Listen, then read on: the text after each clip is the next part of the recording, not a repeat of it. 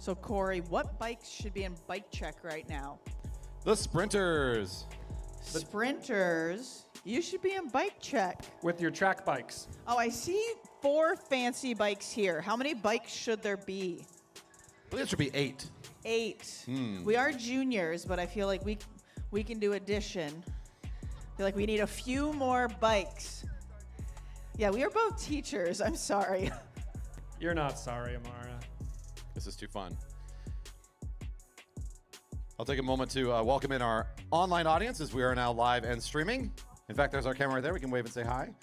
Corey Ritz here, voice of Velodrome, with my good friend Nolan up here, Nolan Adams. Howdy.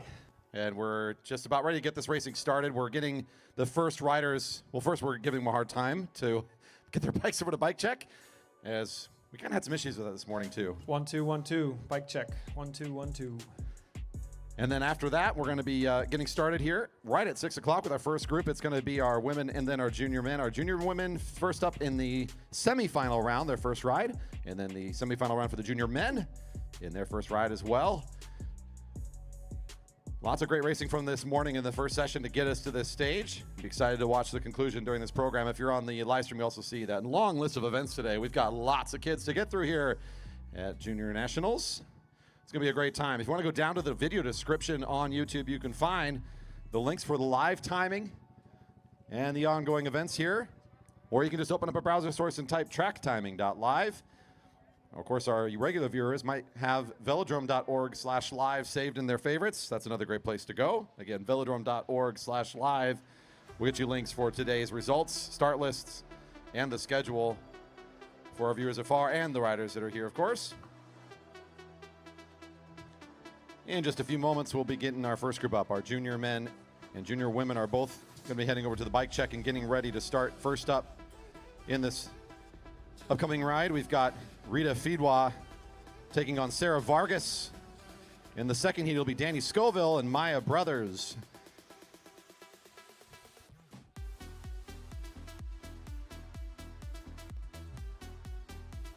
Getting the call on the radio for our junior women to the ready area. All our junior women in this semi-final round to the ready area, please. We're looking for Fidwa, Vargas, Scoville, and Brothers to the ready area.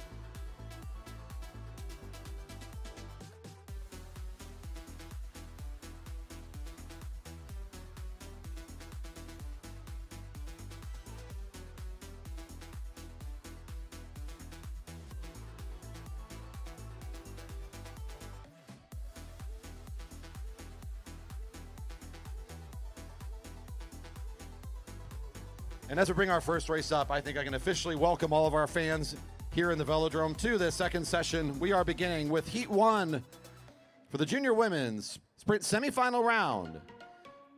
This is a best-of-3 opportunity for these riders. It'll be number 43 from Boulder Valley Velodrome out of Fort Collins, Colorado. It's Rita Fidwa lining up in lane 1. She's taking on the speedster out of California, number 84, Sarah Vargas. We'll see how these two competitors will start us off here on a beautiful Thursday evening. They'll get at least 2 chances to settle who's going to race for first and who's going to race for second, or excuse me, who's going to race for third later today in the finals.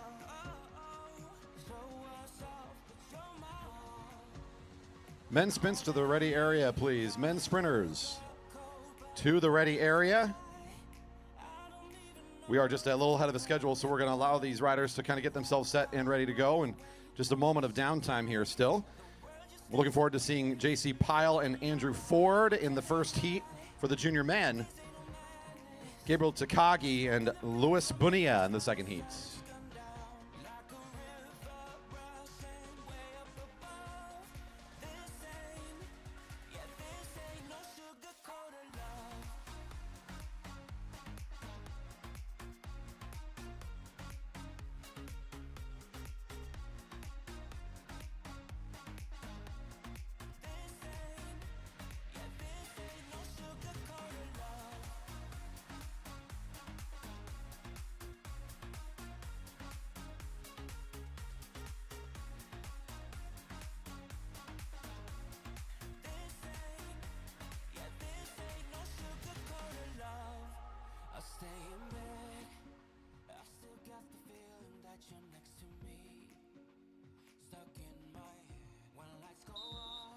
And the sound of the whistle means racing has begun. 2 laps on the lap cards for our sprinters.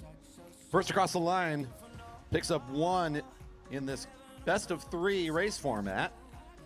The winner in the best of 3 will move on to compete for first and second on top of our junior national podium for these 15 to 18 junior riders.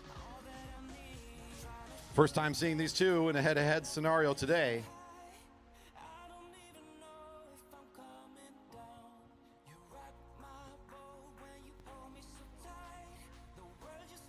Bonilla and Takagi, heat 2 to the ready area, please. Heat 2 from the junior men. Takagi and Bonilla to the ready area. After this, 17 through 18 women elimination racers should also be getting set to go. Your Omnium coming up quickly. Riders in the women Omnium, 17, 18-year-old junior women.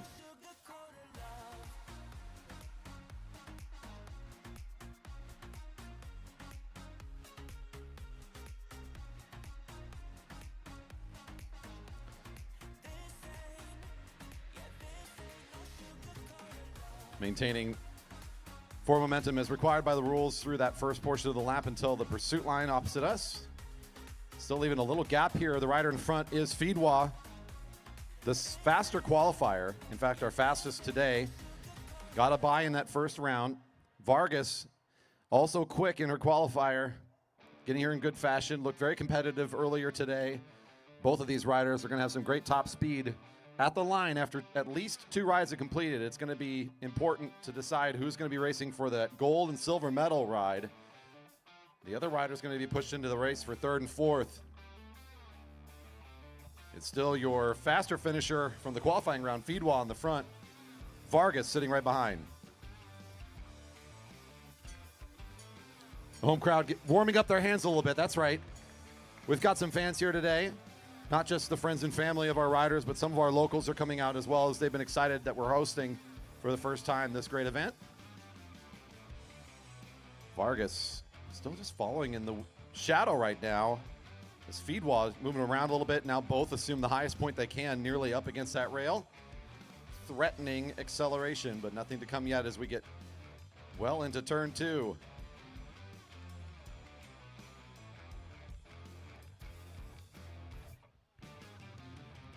Vargas waiting still so patiently all the way down to the flat. No jump from either rider.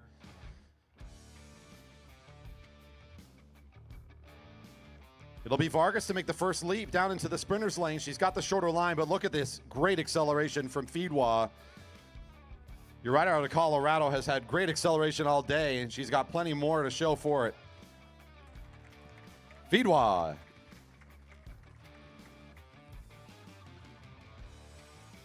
Scoville and Brothers coming up next on deck. We're going to be having the junior men, Heat 1, J.C. Pyatt, Andrew Ford, followed by Gabriel Takagi and Luis Bonilla.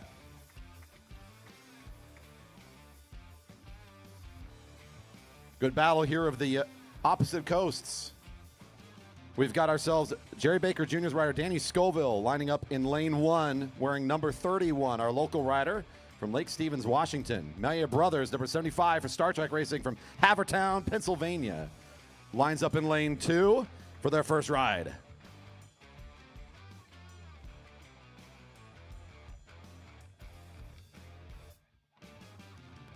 I think there's some difference in approach and style between these two riders that'll be interesting to see. I'm just thinking back to the way these two have won their races.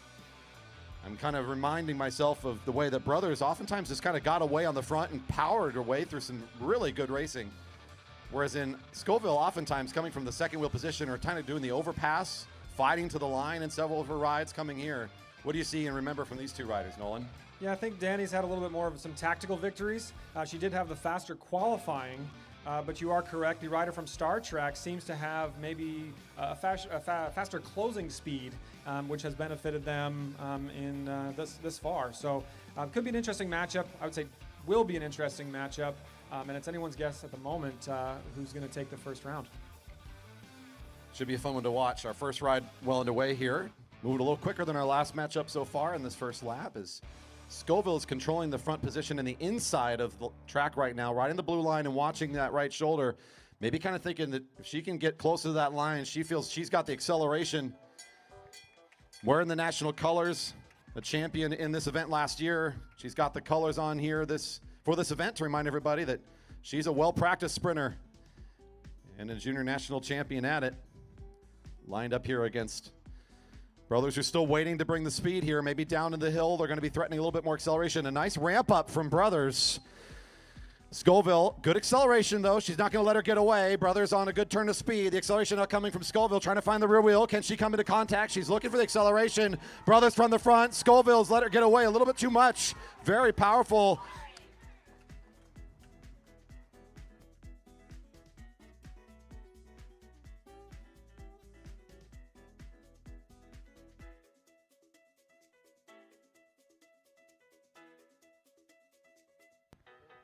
Coming up next in this next heat, getting right into the first ride for the semifinal round. Heat 1 is JC Pyatt and Andrew Ford.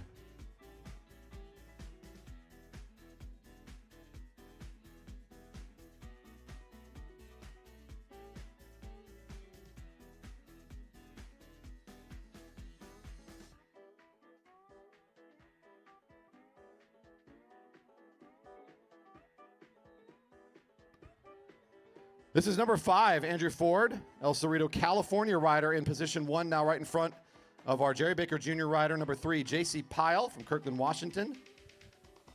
He sat out the first round at number 3 with our fastest qualifying time and setting our junior men track record for the Flying 200 earlier today.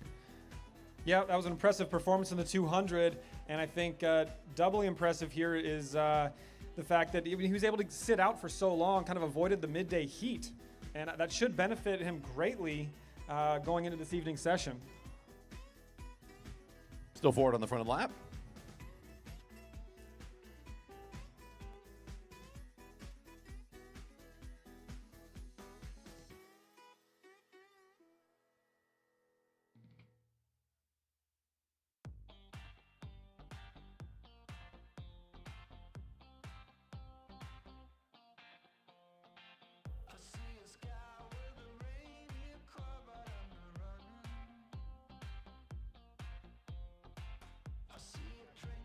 Yeah, starting to accelerate a little bit here. Thinking about how to approach this one that's number 5. Ford starting to push the pedals a little bit here. Pyatt will match. Very quick first lap here. Let's see how these two now play it out of the back straight. Ford taking the lower position on the track. Pyatt trying to hold on a little bit here.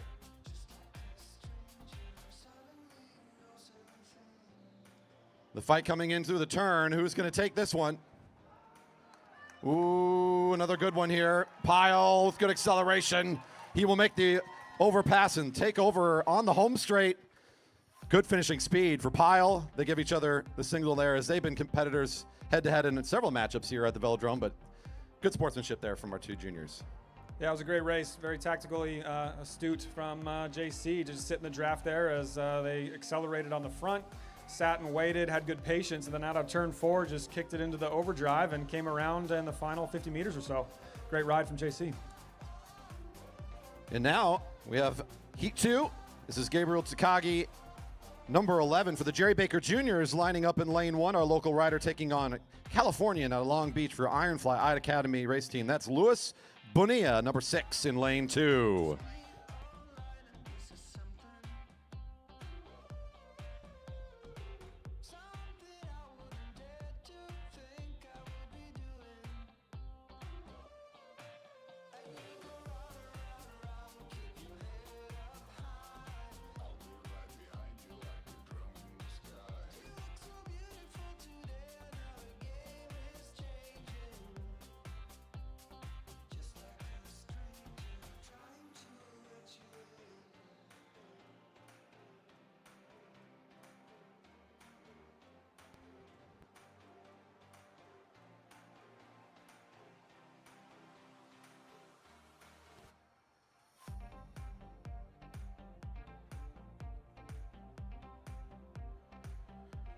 47, riders 47, riders 45 and 49, all to the ready area. We're looking for riders for the women elimination race to the ready area.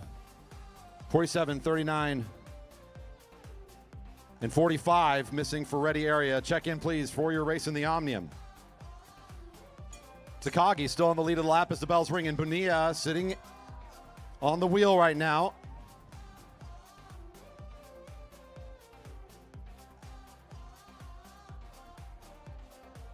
Slow and steady here into turn 2.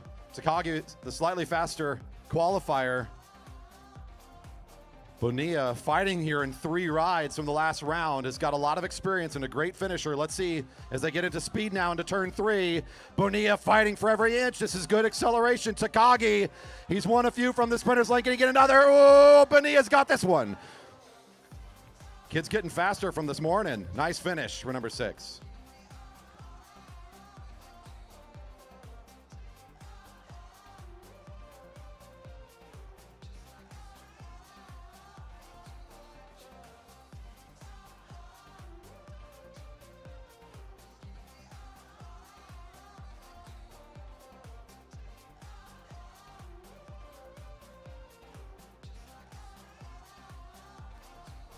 There will be an official's warning to number 11, Takagi, for coming out of the lane.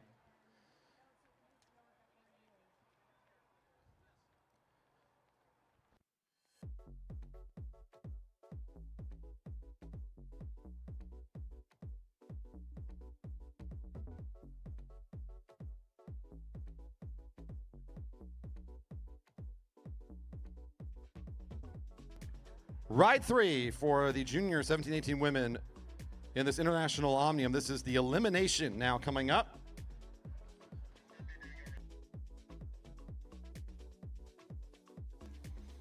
And by your start list, you'll get a sense of who's in the lead. The closer to the line they are, the more points they have. Your current leader, number 32, Regan Patishall, is lined up here along the railing, ready to get started.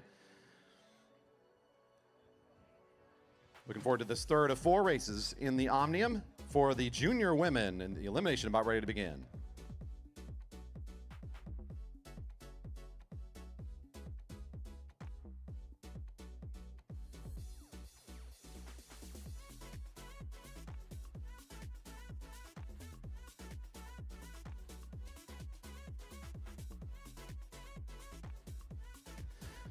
Junior man, your elimination for the International Omnium, that's ride 3, is coming up after this.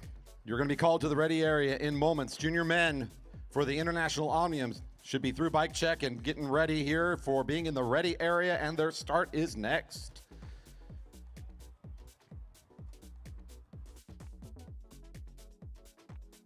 Ride 2 for the junior sprinters will come in after this third ride for the Omnium.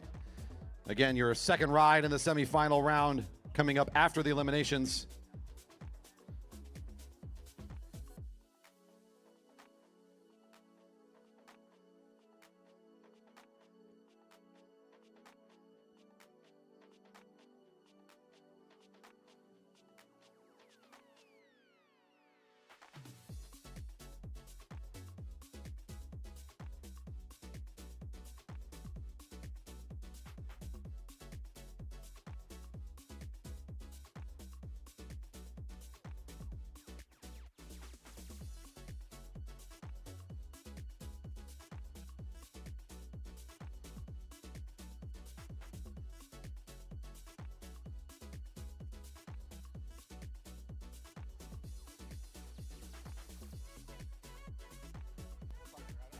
Riders now in the neutral. We'll get this thing started here once they come back around to the front.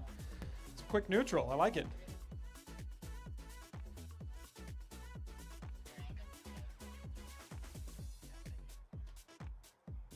The rider of the beat, number 32, Regan Patishall, has shown for Edge Cycling. She is a very strong competitor here in this International Omnium. Who else is going to be able to put together a good campaign here? The podium for second and third is going to certainly be well contested, but can anybody knock Patishall off here during the elimination? About ready to get this thing underway. Patishall has shown herself to be quite strong ahead of the field, and I think it's going to be up to the field to come up with some tactics to defeat the Yeah, the dominance so far on display. First elimination will be coming around here on the front stride of the track.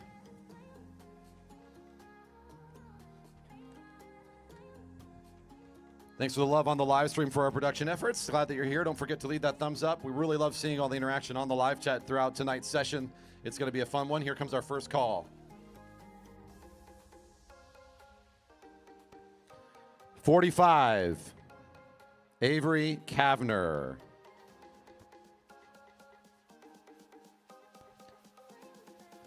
Once again, junior men for the elimination to the bike check and then ready area.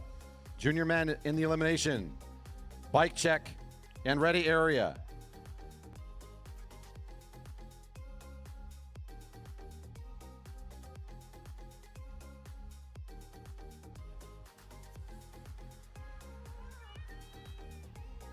(4-0) Nora Vick for San Jose Bicycle Club.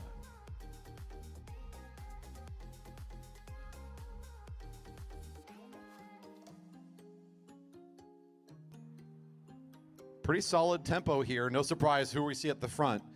Pashall's been setting the tempo for a lot of this racing. The tempo race, quite literally, was at the front, just picking up points. So she'll form this front edge. We continue to watch at the back to see who's going to be picked off each lap.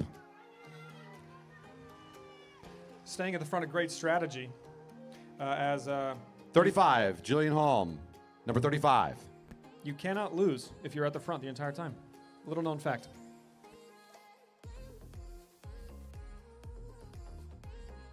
Seven riders left in our group here. Next rider out in 7th.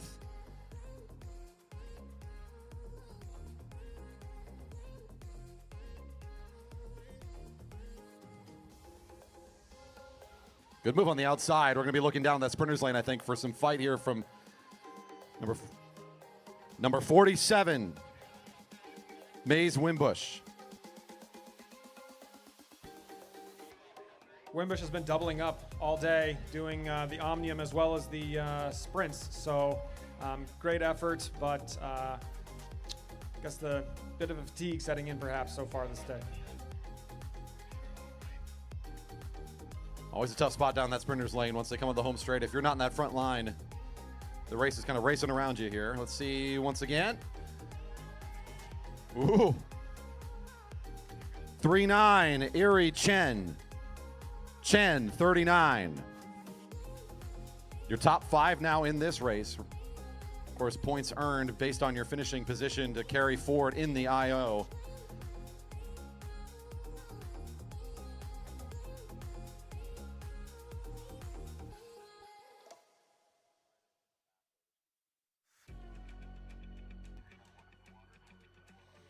Ooh, I'm not sure. Right at the back's got another in her. 41 is Riley Halpern. I was just talking to my colleague up here how many laps she's pulled. A good trick there. Good acceleration in the line. Just didn't have that one. Playing the devil is a strategy, but it does burn up the legs. And with such a fast field and somebody putting such a strong tempo on the front, it does make it increasingly harder to come around. And that lap just got her out. Julia Barna starting to fall off the pace just a hair. And looks like she's going to be just off the group here. 3 riders left after this. And 46 gets the call. Julia Barna, 46. Padishal here just good to set the tempo, it seems. Not really asking anybody to come around. But like I said, if you stay on the front, it's a winning position. But here we go. Oh, she's been leading this thing. Does she have enough to fight? She's still in second wheel. Good overtake here onto the front. We got ourselves in a single line here. 3 riders goes down to 2, and here we go. That's 44, Louisa Kelly. Kat Kendall, number 34, made a nice jump up there. That's your rider that starts this race in second. The rider in white with the red helmet in the International Omnium so far. And she may end up in the same place here as Padishal loses a little bit of position and then comes right back into it. A great race from these two again as they'll stay at the top of the IO today.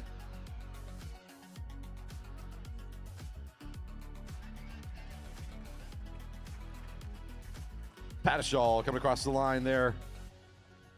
Your top rider with Kat Kendall in second.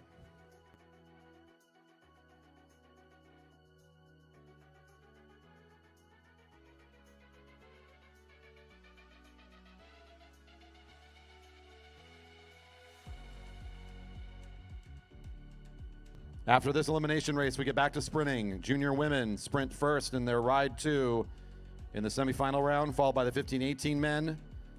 Semifinal ride 2.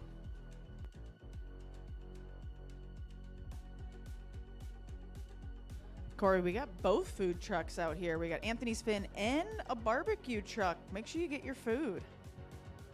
All right, options now at the Velodrome for your dinner and snacking delight tonight. You know, I just saw, it's Lucky Luciano's Barbecue, specializing in pulled pork. So if that sounds good to you, head on over behind the announcing booth and check them out.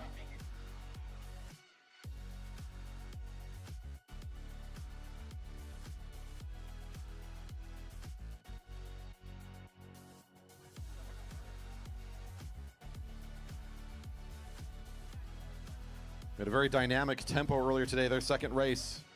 Coming out on top of that was Otis Engel for for Star Trek Racing out of Merstown, Pennsylvania. Number 25 will line up at the front on the railing here. Currently your leader in the Omnium. Right behind him, the rider in third, that's Merrick Gallagher, number 2 for the J. Baker Juniors out of Redmond, Washington. Opposite them, we've got Jack Dymar for Primal Audi Racing out of Eagle, Colorado, wearing bib number 14 in the green and black. Right behind him is Jaden Lee, number 8, also of Star Trek Racing, in 4th currently in the standings. Final check-in and information about heading our way for this elimination race.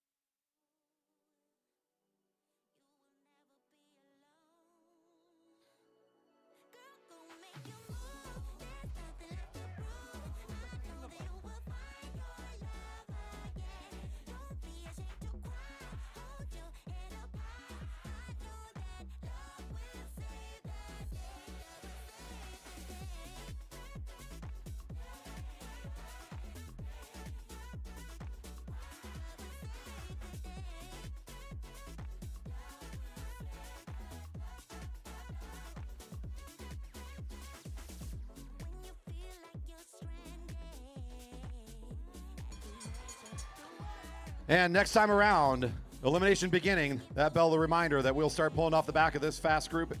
Already up to good speed here. A very fast neutral, and they get the go-ahead as our junior men here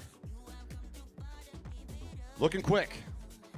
Keep your eyes on the back here as we're going to get some movement in that middle top section of the track. Some riders moving up a little bit towards the rail. 2 riders from Portland here. One's already shaking their head. 24 is Oscar Plahil-Mariki from Team Epic.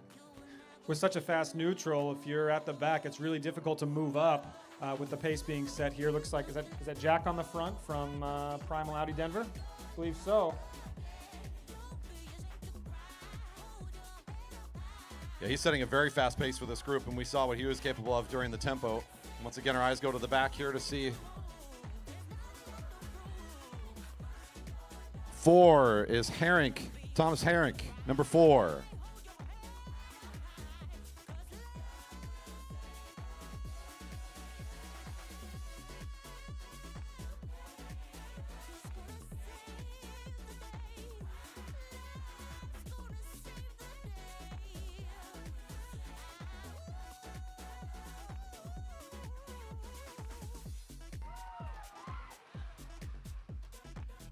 Number 10, Elijah Tillman.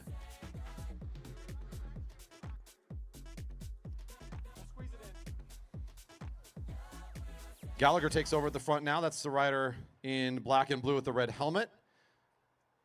It looks like Enzo Edmonds might be right alongside him, if I'm not mistaken.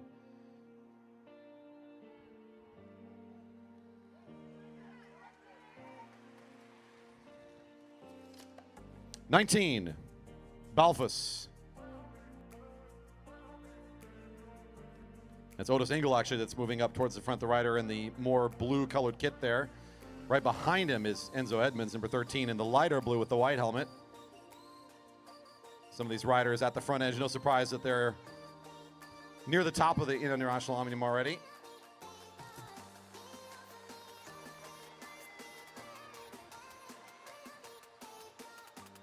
22, Aiden Zavala. Nathan Farmer with some nice acceleration there. The rider number 18 on the outside to get one more lap out of this one.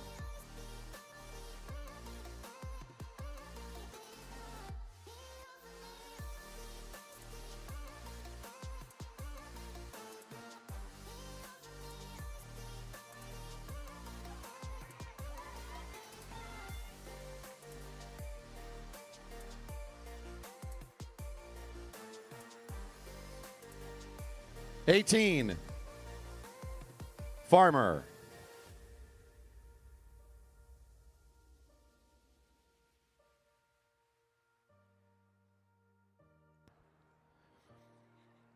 Great speed here still set on the front. We'll wait to see on the back half here.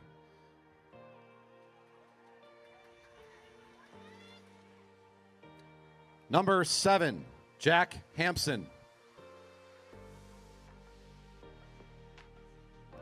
7 riders left in the group.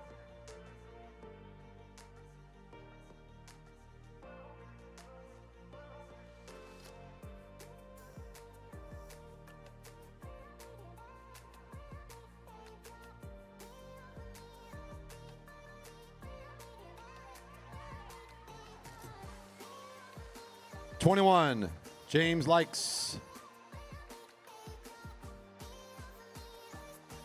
Looks like nobody really wants to be playing the devil here. Everyone trying to stay at the front.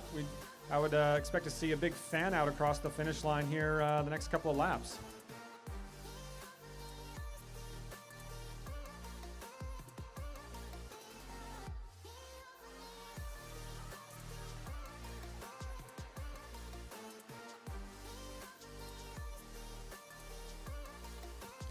'15, Matthew Peters. 15, Peters.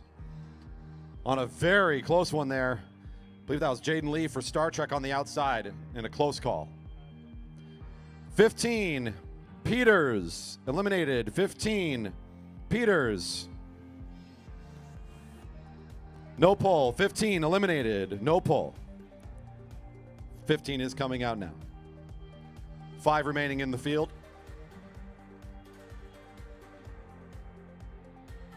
Dymar still in the lead of the lap. Engel Otis in the blue with that white rear disc.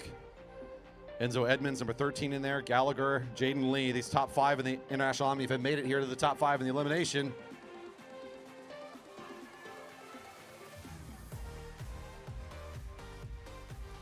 '25, Otis Engel.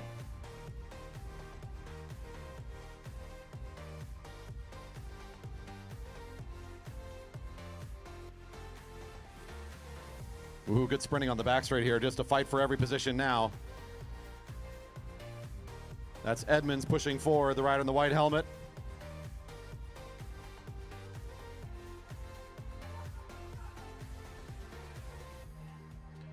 Number 8 is Jaden Lee.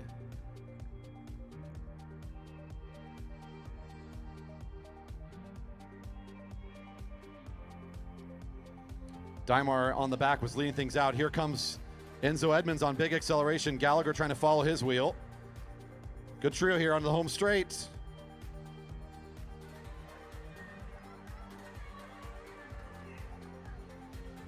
'14 down to 2. Here's your last lap between Gallagher and Enzo Edmonds, the rider in blue, on the inside as they kind of dance a little bit here on the first half of this lap in a match sprint-like format. And now both up to speed. Down the back straight we go into turn 3.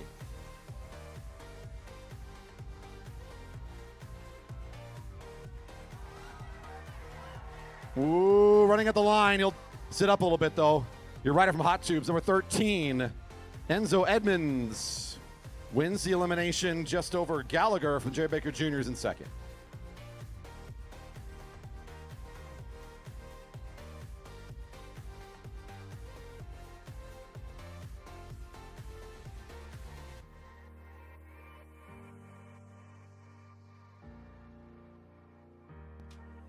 Women's sprinters, ready area immediately.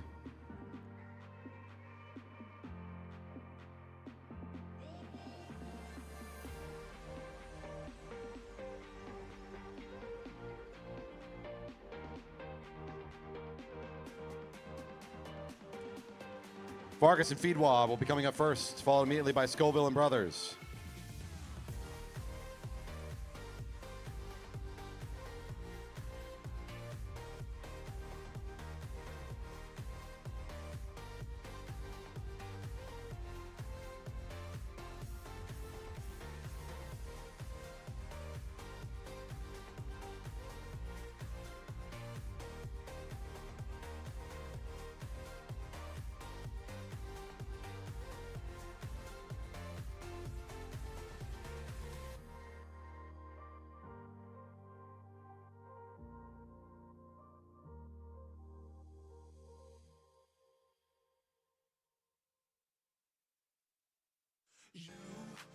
I've been trying hard to keep my cool, but when you're near, there's nothing that I can do. When you're walking in, I know it's true. It doesn't even matter how hard I try, 'cause when I hear your voice, my walls come down. Boy, you are the only thing I want. There must be a way I can make you see that if we fell in love, it will be. In lane 1, that's number 84, Sarah Vargas, in the second matchup for the semifinal round, trying to find a win here against Rita Feedwa. Number 43 lined up in lane 2. If Feedwa finds the win here again in this second ride, she'll move on to the race for first and second. It'd be Vargas looking to set this race into its round 3 ride here if she can find a win here. Vargas on the inside position with that blue helmet, the black kit. Currently taking the inside position still against Feedwa, who lines up closer to the railing in the blue and black jersey. Ready to start immediately after this, Scoville and Brothers. Then the under 11 scratch race. Those riders are going to want to get through bike check. The under 11 scratch race riders through bike check and ready. Under 11 scratch race riders, bike check.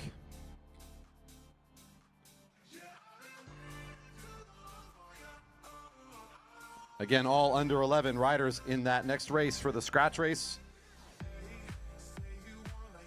to bike check.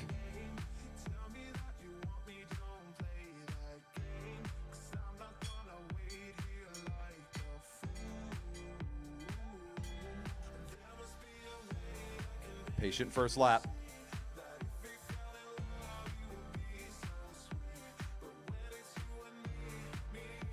Vargas out of the saddle.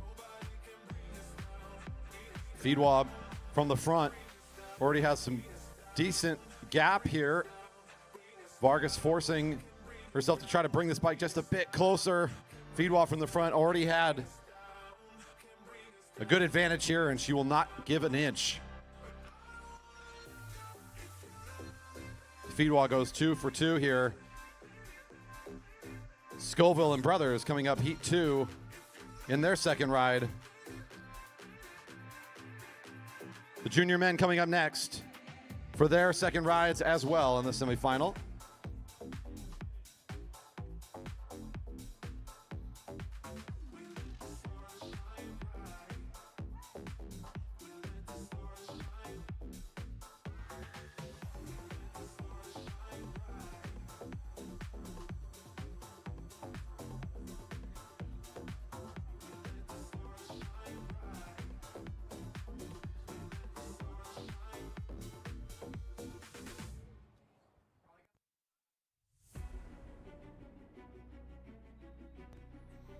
This is number 75. That's Maya Brothers Star Trek Racing in lane 1. Having taken the first ride up against Danny Scoville, local rider for JBMV Juniors, number 31.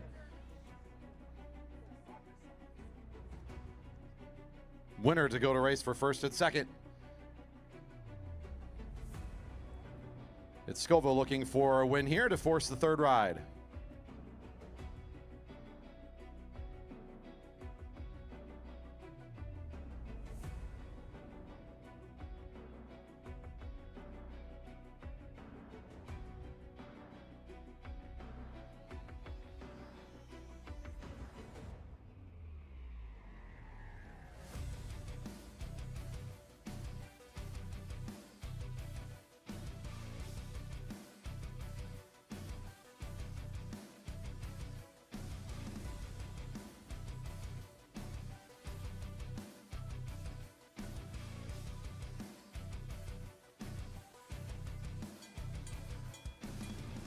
Rider number 6 to the ready area, please. Junior men, sprinters. This is my brother still in the lead of the lap. Scoville in the high position currently.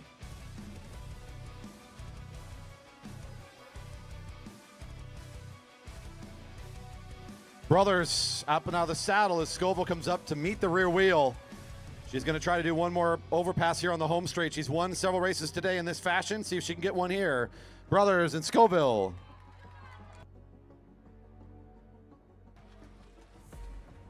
Brothers, number 75, will take 2 for 2.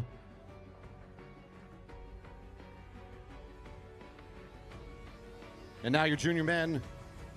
Second ride in the semifinal round coming up to the rail. We continue the fun here with the sprinters. Here's Heat 1, JC Pyle coming up for the second ride, number 3. Jerry Baker Jr. is lining up in lane 1, taking on Andrew Ford, number 5, up in lane 2.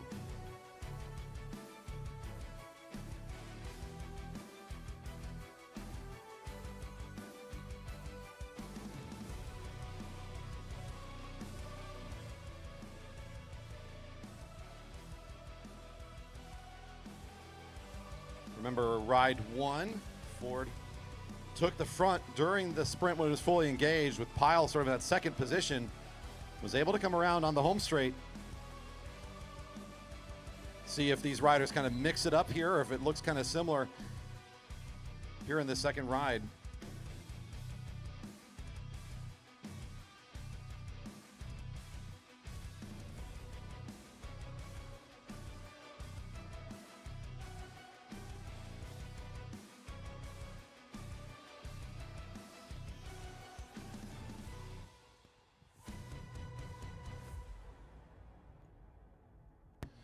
JC backing his final kick, not doing anything too tactical here. Just as I say that, a bit of a wiggle. But leading it out could be the move as JC has shown himself to have the higher top speed. He's done a lot of attacks kind of in this zone, so this is certainly in his comfort, but he's going to shorten the race again here. And the jump coming now from turn 2. And he's not faking this one. He's up to about 90% speed. I think he's got a bit more acceleration here as Ford will now try to run to that rear wheel. Now Pyle will try to challenge him through the turn. Ooh, Pyle and Ford, here we go, another one. Pyle, Ford's going to take this one, number 5. Forcing a third ride. And these two continue showing good sportsmanship. I love that.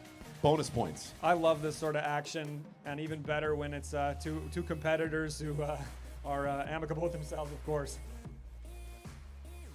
Trading blows and also trading high fives. That's a good way to go here in the sprints. Up after the current heat coming up to the track now, our under 11 scratch race, followed by the third ride as required by JC and Andrew Ford there. Let's see if this heat also might get forced to ride 3. We've got number 6, Luis Bonilla for Ironfly I Academy race team in lane 1. Taking on number 11, Gabriel Takagi from the Jerry Baker Jr.'s team in lane 2.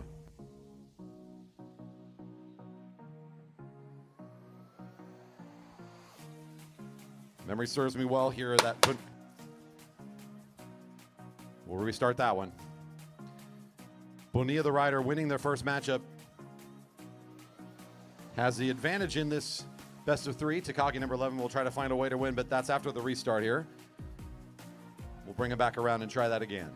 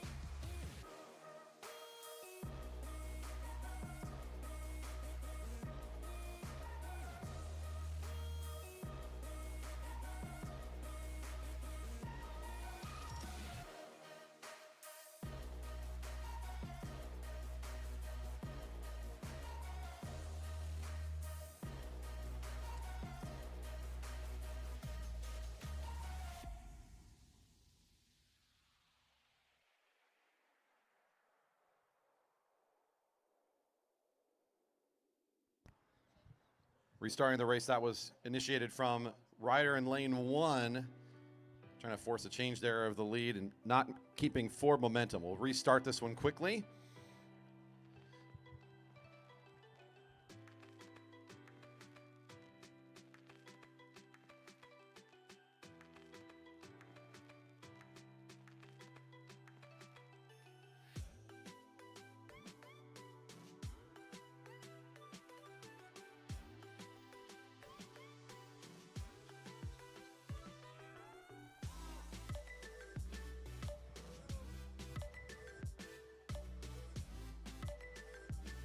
And off we go here.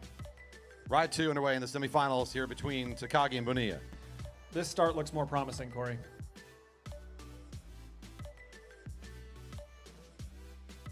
Bonilla in the sprinter's lane. Takagi leaving a lot of space here up high and well behind him for the first 100 meters.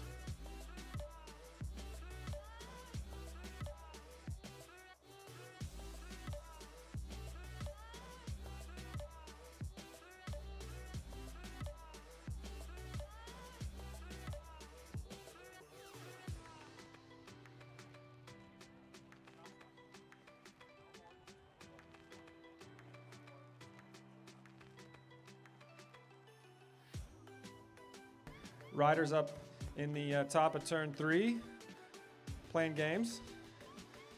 You can come to a complete stop here at our very gently sloped velodrome. It's only 23 degrees, but it does take a bit of a practice and a bit of skill. Takagi in the back here, a little newer to the track than Bonilla, but showing some skill. Maybe they've been practicing. Clearly the plan from the beginning for Bonilla was to try to force a change of position at some point during the race. Couldn't do it in the first 100 meters, but he can do it over here. And Takagi will actually allow for that to occur. I mean, there's a lot of energy spent by both riders, but Takagi will take the front here again. Bonilla very low and aggressive position here, trying to stay down behind Takagi. Right on the wheel, not really allowing any gap here. He's glued closely. On the blue line, both riders moving up and down. Takagi getting up to speed from the front. He's got the gap here. He left a little bit of room, maybe too much, but Bonilla with great closing speed. Can he do what he did in ride 2? He's on his way.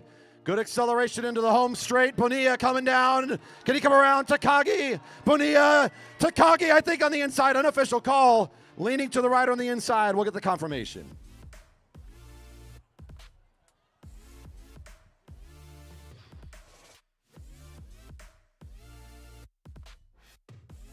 "11 confirmed. Takagi will race for first and second place. Take to a ride 3. Thank you. What a great matchup between Takagi and Bonilla. Both of our junior men, that's why I'm getting ahead of myself. They are, for the first time here today, we're getting a lot of ride 3s. Very exciting to see that. You love to see it. More action for the fans out there. Speaking of action, up next, we've got some sort of being on the track. Who's that? It's Sprocket show up again. Oh, goodness. It's our under 11 scratch race, and it looks like Sprocket's going to help us out a little bit here. Our local mascot.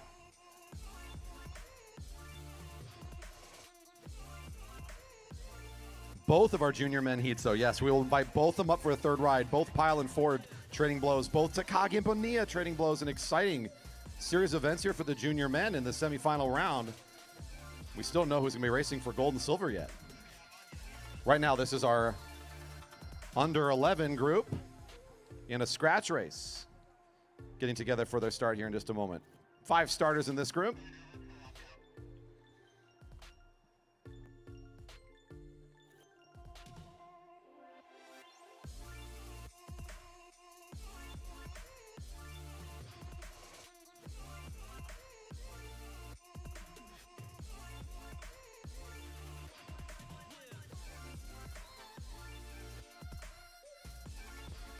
Short neutral for our youngsters here. They're going to give them a straightaway on the home straight, looks like. And Sprocket giving a start here. Our juniors are away. The under 11 riders 5-lap scratch race beginning now.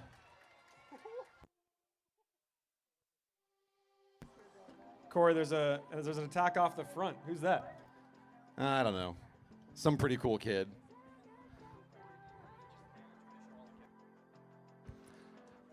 That's right. I do have a stake in this one. My kid in her first race out here for nationals. Go Cadence. Good to see.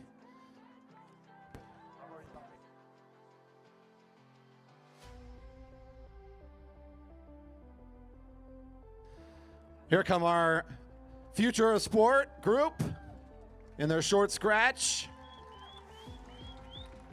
Getting some good laps here. Seeing 4 to go. Number 48, Francis Mahaney for Star Trek. It looks like one of ours out of New York. Cadence Edwards there in second.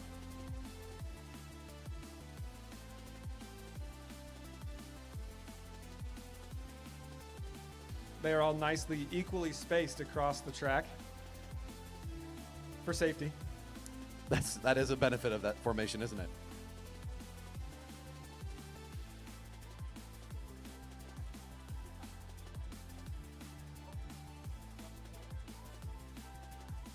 Still our same front two. Oh, a little bit of catch at the back of the group here.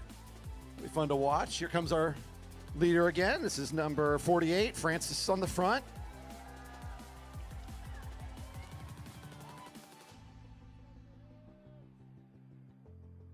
Seeing 3 to go, riders, 3 to go.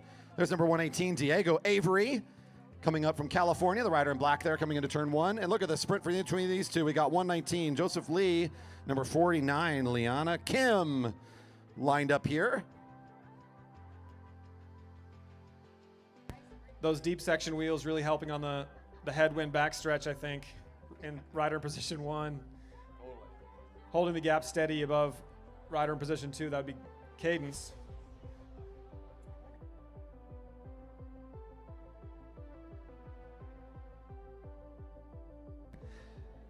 I've just been informed that all podiums are wide-angle podiums going 5 deep, so everyone here today will be up there. Get your cameras ready for later tonight. 2 to go, kids, 2 to go.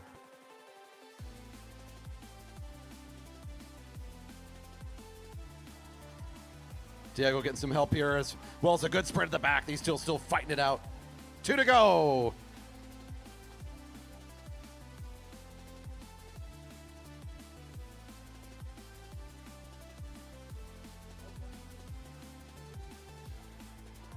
Get some calling out for Star Trek on the live stream. Good to see it. Got good viewership out there. Over 150 of you have been tuned in live for most of the racing action. Thanks for being with us. We got a good crowd here as well at the Velodrome, enjoying some action from our youngest group here today, our under 11 racing group. Francis on the front, getting the bell. 1 to go. Cadence Edwards getting the bell. 1 to go. 1 to go. Here comes Diego Avery, number 118. 1 to go. 1 to go. It's Joseph and Liana getting the bell too. Here we go. 1 to go. 1 to go. Final lap.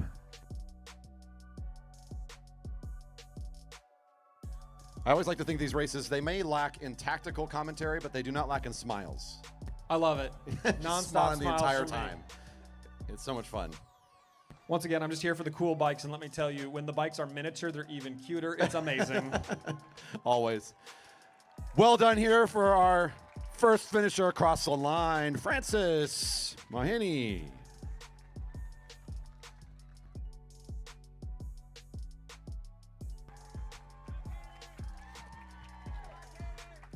Another fast finisher here, Cadence Edwards, second across the line. And here comes Diego closing in. And these two riders are going back and forth. Here comes Joseph and Liana for their fast finishes. Riders will exit on the back straight. Your race is all done. Riders on the back half of the track. You will exit into the warm-up circle. I need Pete Taylor to report down here by the track. Pete Taylor, where are you?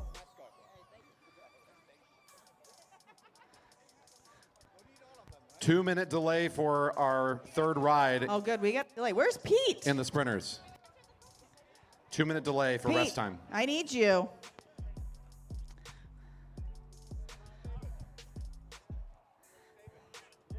Are people getting photos? Pete, I heard it's a very special day. Pete, you gotta come down here. You can't walk away. And we especially had Sprocket is delivering, presenting some lovely donuts. Corey, it's Pete's birthday, and he's not at home. So happy Aw. birthday. That's awesome.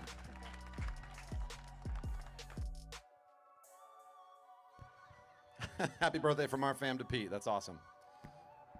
Hey, Pete, if you could frisbee one of those donuts up here, I'll give you a lot of accolades. Another minute of rest time here. It's Pyle and Ford will be called up next for Heat 1, then followed by Takagi and Bonilla in this third ride for the semifinal round in the junior men's sprint tournament.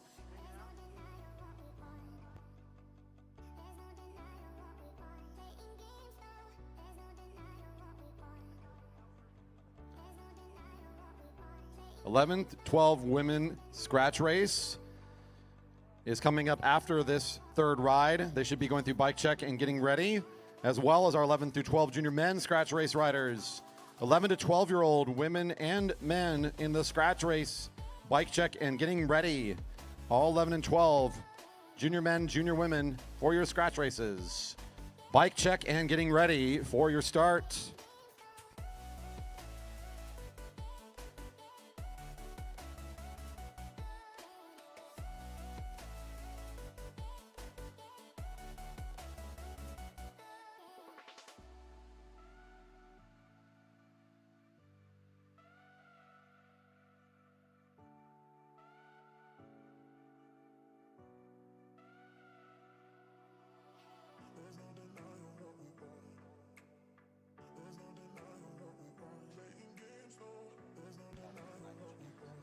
For all the fans out there with some nice photographic equipment or phones made in the last decade, taking some quality photos, if you are on Instagram and at JB Velodrome, Amara might see it later and repost your fine artistic works.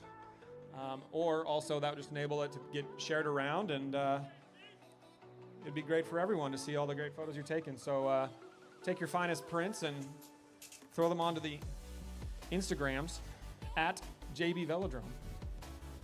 This has been a public service announcement for people who like photos.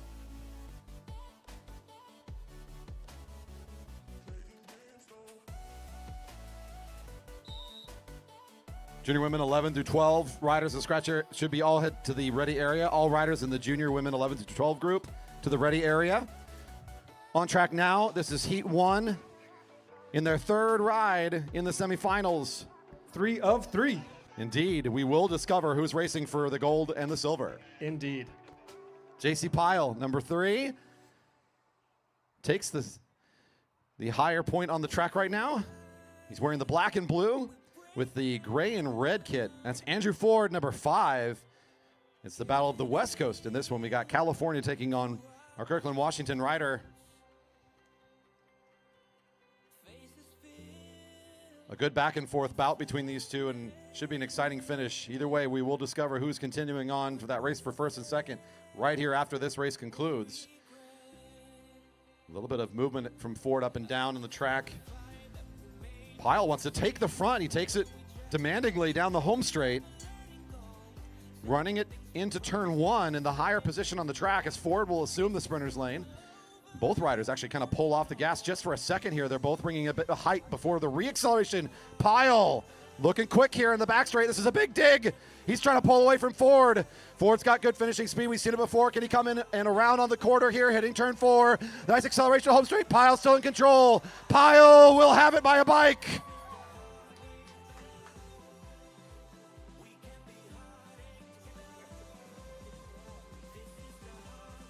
Ford and Pyle, these are not new competitors to each other. They know each other pretty well, and they're showing it here today.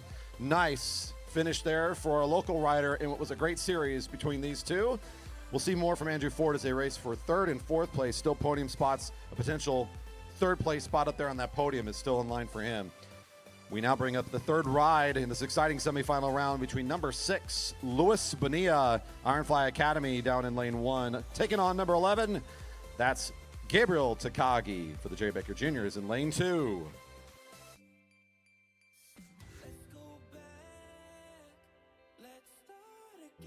Checking in from behind the office. Ice cream truck is here. Woo!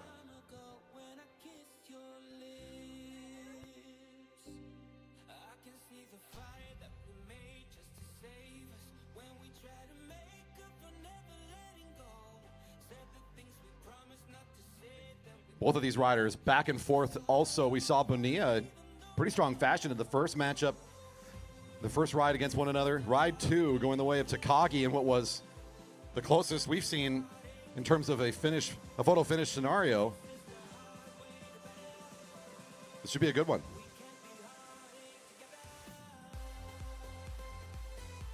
Slow first lap. Bonilla, when he was in lane 1 last time, forced that restart because he was so interested in getting into second position. He really wanted to be following Takagi. Takagi did give it to him in that second ride and still found a way to beat him. So Bonilla's tactics were sound. It was still a close matchup. How will it look here as both riders, it seems kind of similar here as we go into turn 3. Are we going to see more track stand here? I hope so. It's exciting. It was some excitement. It was fun tactical play, I think, between the two riders. Here we are at the top of turn 3, looking pretty familiar. My wish has been granted. And look at this. He's not even going to let it sit for very long. In fact, he'll open a small gap here. Certainly not going to go on the attack out of turn 3. I think that comes down to more comfort track standing, perhaps. Certainly, Bonilla with a lot of experience for such a young rider. He looks so confident out there. He definitely knows how to handle himself in that sort of a situation. Looks like he is prepared to apply that pressure again, and Takagi is just not going to mess with it in this third ride. Save the energy for the finish.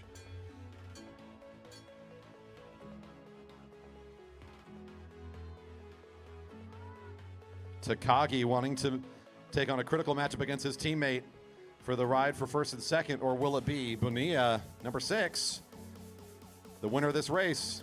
A good strong flick of the bike there. That's not a fake, he's going. Sometimes these riders will fake you out down the sprinter's lane, but it's a big jump. Takagi's got to close. This looks a lot like ride 2. Can Takagi get there in time? He's closing. Bonilla from the front. Takagi in the catch. Hitting the corner. Takagi. Can he find enough speed? Bonilla on the inside. Bonilla, number 6. Woo. What another great competition for these junior men. Love the jump out of turn 2. That flick of the bike coming down the sprinter's lane. Just too much to come back and recover from that acceleration. That was incredible. The gap was closing, just not quickly enough, but great sportsmanship here from the two. Give them a round of applause here. It almost feels like finals. There's as much energy and excitement in these two competitors. Honestly, both ride 3s from both sets of competitors. Amazing to watch. That keeps me pretty stoked for the true final coming to a velodrome near you soon.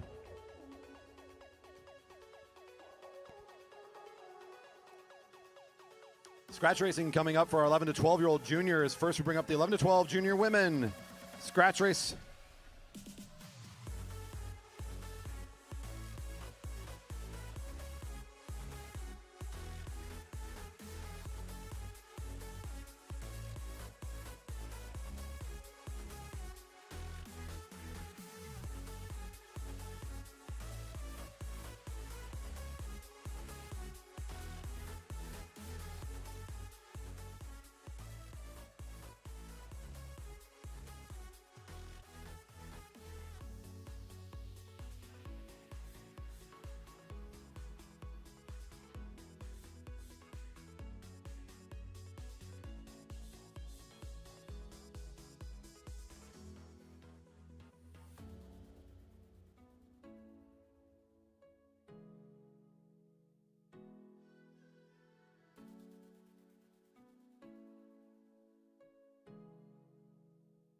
Looks like we're going to take our riders back there further down the home straight and do something similar to what we saw before, a short neutral here. And let officials give final instructions, get started again. This is the junior women 11 through 12 competitors in their scratch race. On deck, the 11 through 12 junior men also in the scratch race. Those riders should be through bike check by now and getting ready.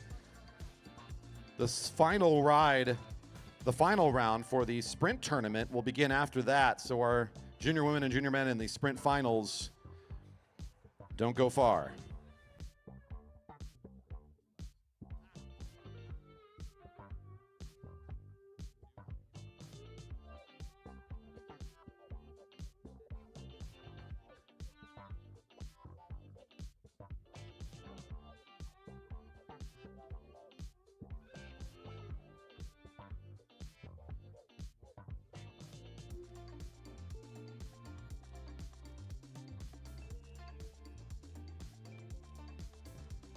Short neutral underway.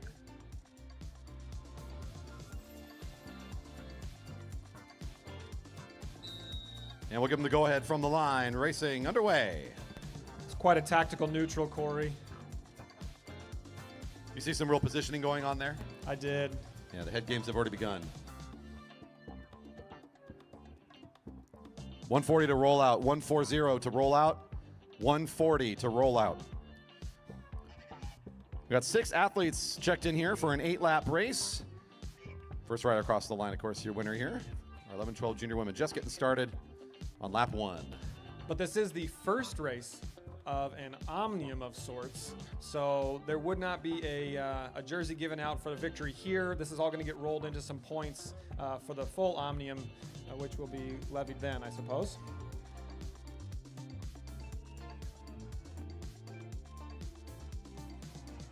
Number 120, that's going to be Hannah Mayer for the Star Trek racing team. They've got that white, green, and yellow jersey going on here.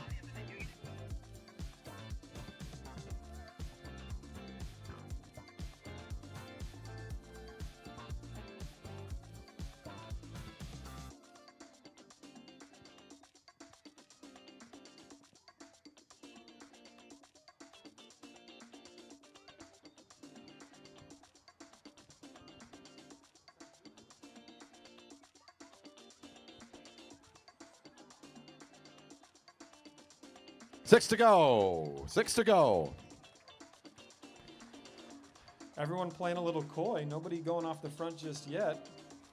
But I do believe we have some folks out here with some endurance legs, so I would expect to see something here. That's Addison Blumenthal, number 122, is in the white and orange, one of our Texas riders. We'll give up to our local rider for Jerry Baker Jr. is Hazel Baker coming up to the front.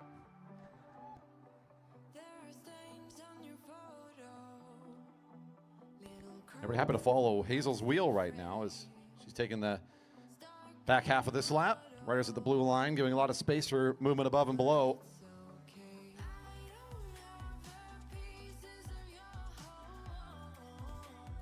Five to go.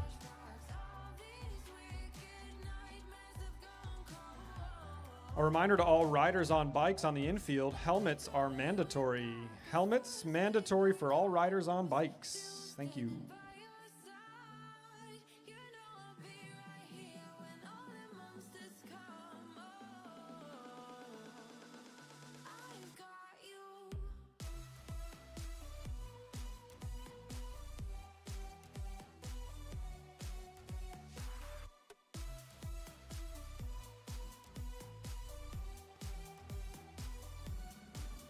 Getting to the halfway point here. Field settling here, still behind Hazel's lead after another lap or so. 4 to go. So I've got Ayla Zavala in there, number 125 from San Jose back. I saw her racing at the Junior Takeover. She's in this group.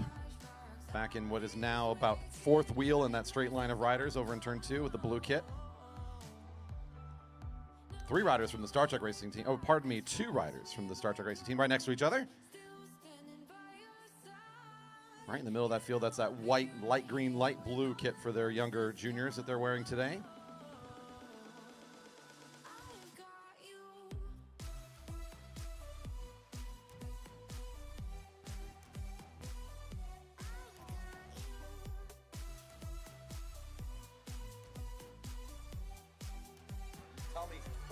Bit of a dig here off the front.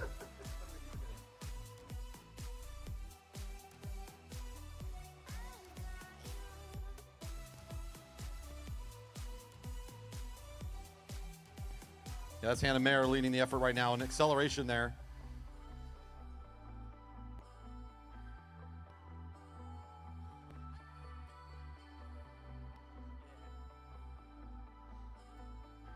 Still Hannah on the lead of the lap. Going to be coming around to the home straight, seeing 2 to go. The race is getting very close to its conclusion. Here comes Addison on the second line, the rider from Texas, positioning forward a little bit here, 2 to go. Number 122, pushing up on the group a bit. Doesn't want to assume the sprinter's lane, though. Still up to that blue line. A little more comfortable, a little more space there with these riders you're not familiar with. Marking her wheel is Hazel Baker. They've been a little bit cagey the whole race. Might see them towards the front on the final lap as well. There's their San Jose rider there in third lineup in the lineup as well. And now we're just all pretty in single file line here as we're about to come into the bell lap.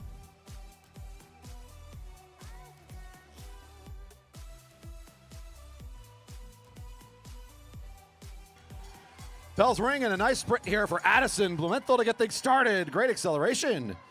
She had that one lined up to go. Here comes your rider from San Jose as well as Ayla Zavala had this finish lined up too. Holy smokes. A whole nother level of speed here.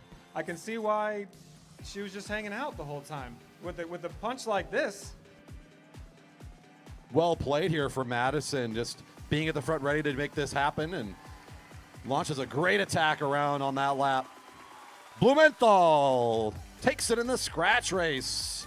Great race here from Zavala, and the fight for third. It'll go to the inside. It looks like Hazel Baker unofficially third across the line.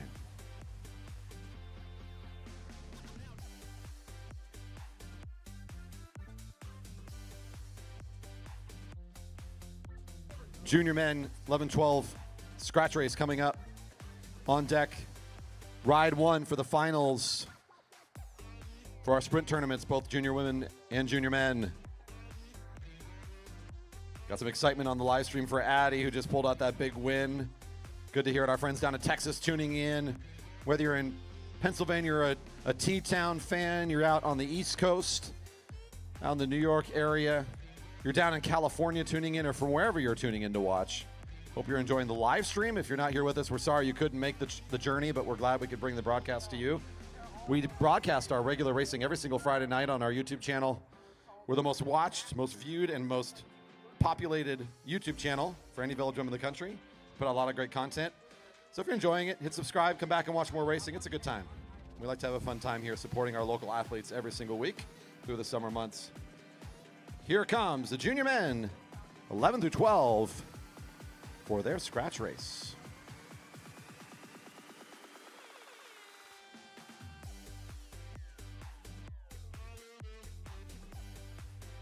Again, sprinters ready to go after this. Sprinters, be ready.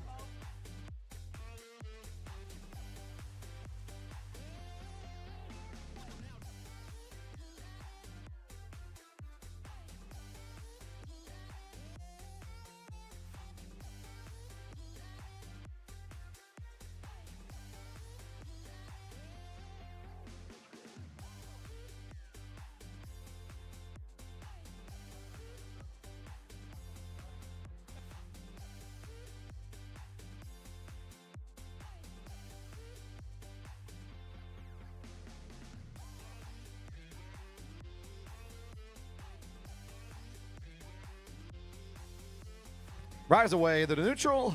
We will start you back here on the home straight if you're all together. That's right, we've got 18 starters in our 11-12 junior men. My goodness, that's a big field.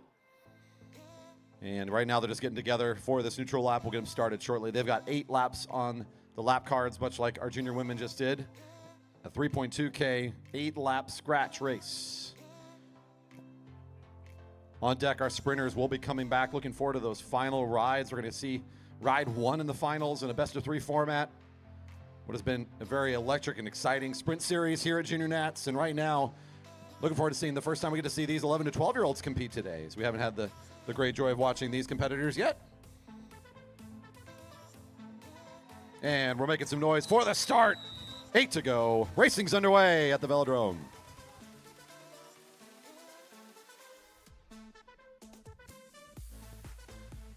Vargas and brothers to the ready area. Vargas and brothers to the ready area for the sprints. Junior men, you're going to get your names called soon if you're not checked in as well.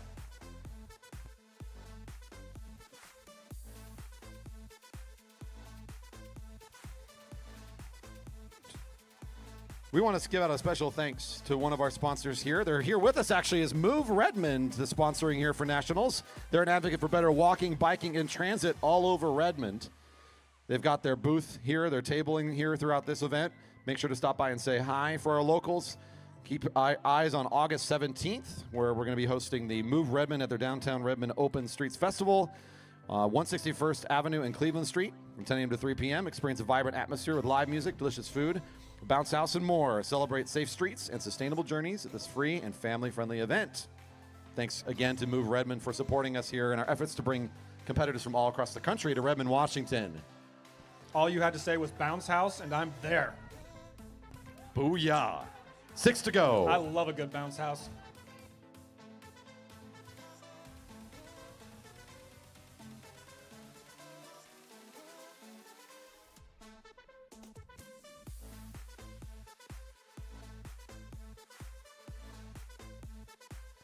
Racing well underway here, a couple laps in. You got your main field, a few riders just off the tempo here. Most of our starters are in this group coming around into the home straight now.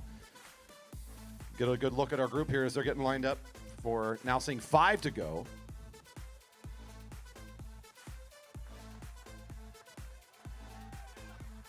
Star Trek at the front, number 134, pulls up out of the way for number 149. That's William Jupp for the San Jose Bicycle Club down there in the sprinter's lane. There's Desmond Mahini that we saw a moment ago leading the field. All the way from Dobbs Ferry, New York.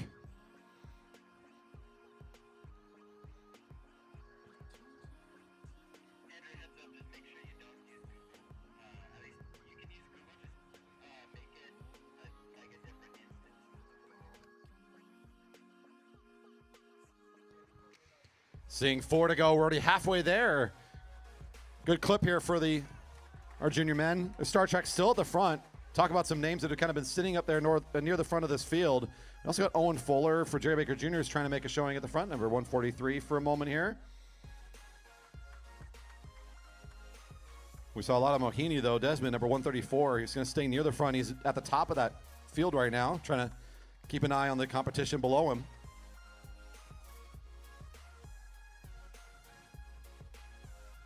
See the colors. I believe the bright green there maybe of Mad Track Cycling trying to take over near the front a little bit as our field's still sitting pretty wide. Nobody engaged near top speed. Still some patience here. Ooh, another reacceleration on the home straight. I think he likes the home crowd. They keep cheering. 134 does. It's Desmond back on the lead again. 3 to go at the last time they passed the line. Men's sprinters, we still need you to the ready area. I told you to get called out if you didn't show up. Where's our junior men sprinters? Both heats to the ready area, please.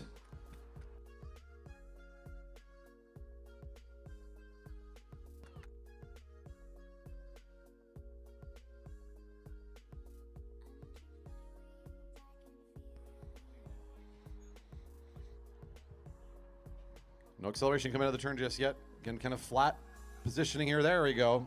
It's the home crowd. Always gets one of these kids to jump. That's what you get. 2 to go.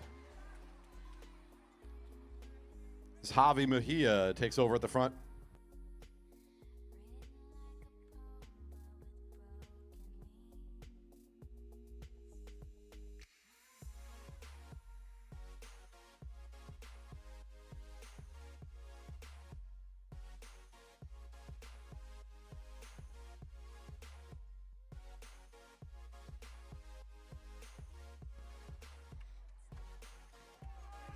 And your field coming onto the home straight. This will be their bell lap. Which of our young juniors here is going to take over at the front? There comes number 144, the colors of Mad Track Cycling. Julian Jankowski jumps out in front. Whoa, big acceleration. The field's going to try to close in on him now. Communicate there on the back straight. We got the field coming in hot. Here we go. Counterpunch from Star Trek Cycling. Ooh, I think it's going to be Max, our rider from Star Trek, coming up here. Oh, we got a 2-up sprint for the finish. Oh, on the inside, number 137 with great finishing speed. Max Ebens for Star Trek. Number 35, Hugo Meyerhofer, Edge Cycling. And the juniors making a good show there in the scratch race.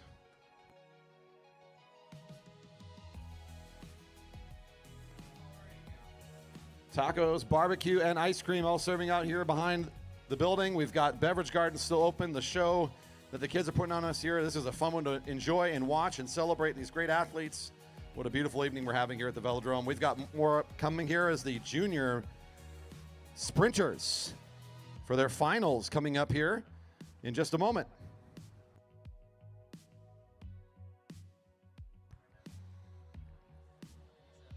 That's to signal our junior women now for their start.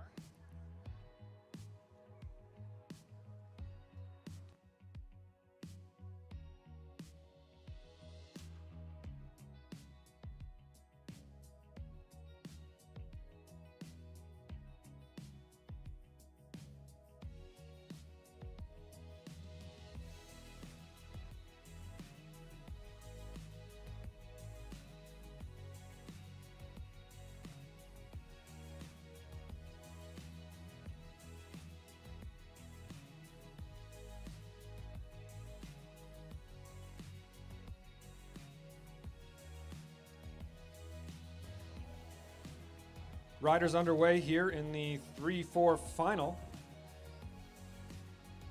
On the front here, we got Danny Scoville from Jerry Baker Jr. And in the following position, we got Sarah Vargas, all the way from RPV, California.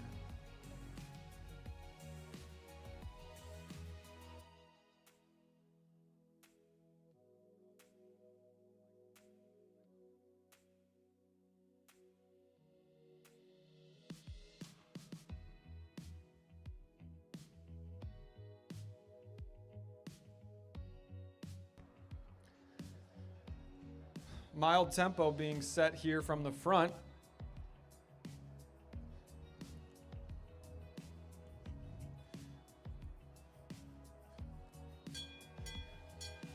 Hearing the bell, 1 to go. Not too much tactical maneuvering just yet. Looks like we might just be waiting for the final jump here.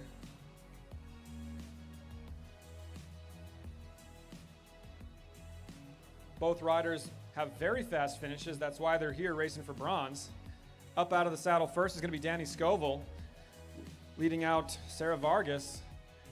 Vargas content to sit in the draft for the moment. Might be waiting here for one final punch. Coming around into turn 4, we do see that. Sarah Vargas coming around. Close finish. Victory goes to the outside rider, Sarah Vargas.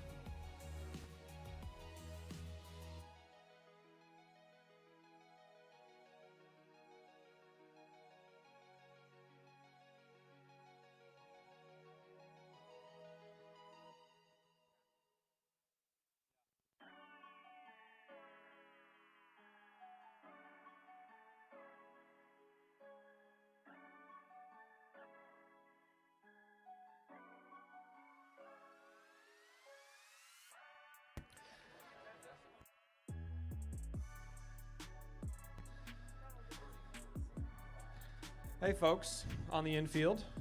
Yeah, I'm talking to you. Those of you milling about with nothing to do. If you could go find a tent and help lower it, it's gonna help out our officials greatly. Giving you like a 5 to 10 minute heads up before it comes mandatory, but putting those hands to work now will be very beneficial. We appreciate it. Thank you. In the first ride for the first and second place here today in our sprint tournament for our junior women, we've got Rita Feedwa, number 43 on the inside, taking on Maya Brothers, number 75, currently along the rail.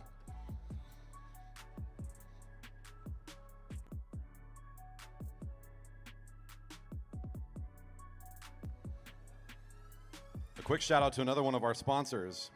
For nationals, we want to thank Team Booger, local junior development team. Team Booger provides rider development and guidance to youth aged 6 to 23 years old and actively promote and raises funds for charities we care about. And they partner with us once again this year to help make Junior Nats a reality. Thank you to Team Booger for their support here in 2024. You gotta love the name, right, kids? All right, coming back to the action, we've got still our first ride here in the race for the gold and silver. Vidwa looks strong all day long, untouched in some of the earlier rounds with such a great qualifying time. Can Brothers find a way to challenge her? She showed great speed and tenacity in all of her races coming to this point. The faster qualifier still sitting high and a little bit behind. Rolling into turn 2, both riders holding on to the jump still. Side by side, that'll accelerate. Vidwa with the longer line, but the much faster acceleration. She's happy with the shorter track. There's not gonna be enough time for Brothers to respond here, as the track is just a little too short for any chance to get back on top of the bike. Vidwa. Wow. Impressive speed.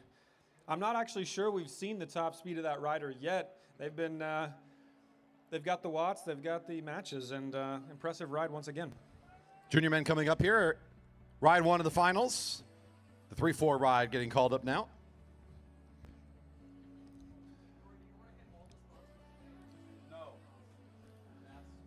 Infield tents. Please lower your tents.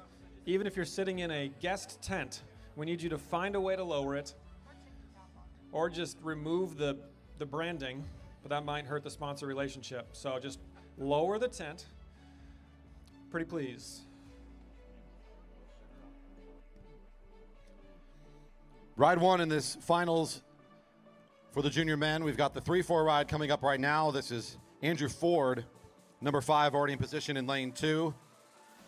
Gabriel Takagi, number 11, coming up into lane 1, their first ride to settle the score for 3rd and 4th place.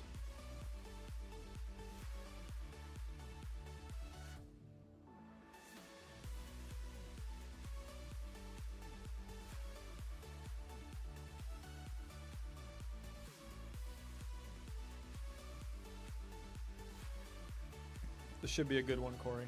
I'm excited. Both riders had 3 rides to get here. Little fatigue in the legs. Could be a little bit more tactical, or they could just both sit in and wait for the sprint to see what's up. Shows the grit of these riders too. I mean, they all rode like champs today. All 4 of these competitors, really, really good action from all of them. There's no awards for participation, but technically speaking, they both will get something. They will indeed. But only room for one at the top of the podium tonight. Indeed. Indeed. Side by side here in turn 3. Andrew Ford now commanding a little bit more of the forward position. The rider with gray with that red accent on the helmet.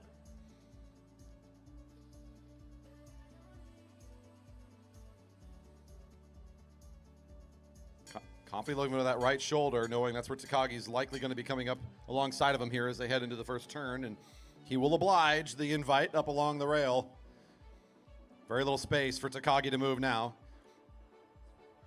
He's even moving up a little bit against him there to make sure it's a very small window. There's nowhere that Takagi can feel very comfortable there unless he backs up. In fact, they both do slow down here. Ford matching tempo. I'm guessing he's trying to match the speed of the back rider. And the jump from the front, Takagi. Whoa, that's a big turn there, trying to get both bikes up to speed. They both have the hill to work with. Takagi trying to close this down. Ooh, looking good. Good acceleration. Does Ford have enough to hold off the charge here from Takagi? He had such good position, and it will be enough. Ford, number 5, takes ride 1.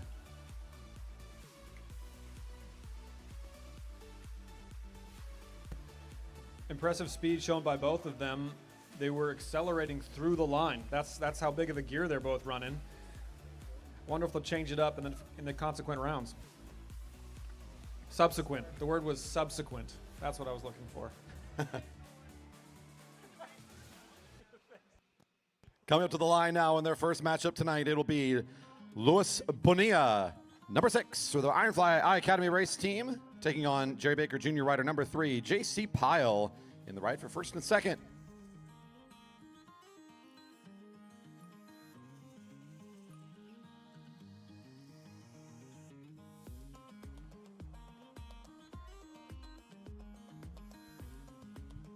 Once again, both of these riders riding like total champions to get here, and they did manage to get the third ride in both cases. So they've already shown that they've got a couple different tricks up their sleeve. They've got a few different ways to win a race, and they both have great finishes that will be very important here in this ride for gold and silver. Your fastest qualifier and now record holder for our track there in the black and blue is Pyatt. Bonilla coming in a little bit lower on the timings. As we talked about earlier, not everybody's familiar with this track. Bonilla's gotten some laps here. He's fairly familiar, but qualifier doesn't show your competitiveness all the time. True, JC's been a superstar his whole life out here. And we expect to see some more flashes of brilliance. I look forward to it. Side by side in turn 3 right now, going with the Stanley sign with Pyatt riding much closer to the rail. And that's Bonilla on the inside position.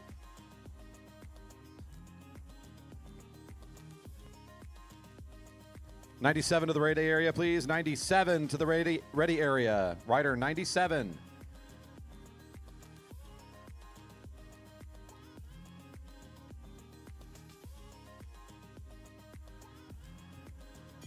A lot of patience here. Very similar formation we saw all the way through turn 3 and 4.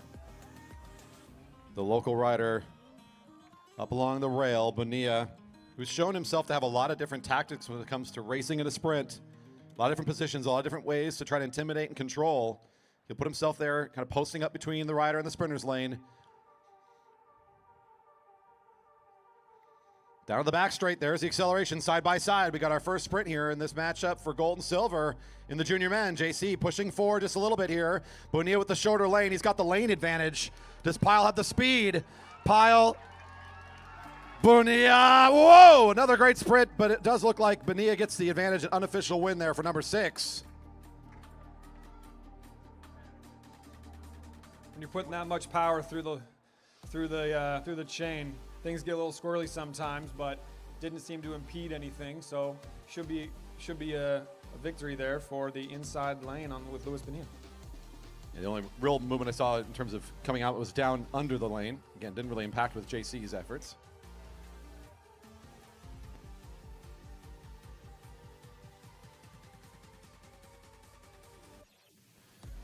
Bonilla with a strong first race. We look forward to seeing the conclusion of those sprints later on. We'll keep going here in our program.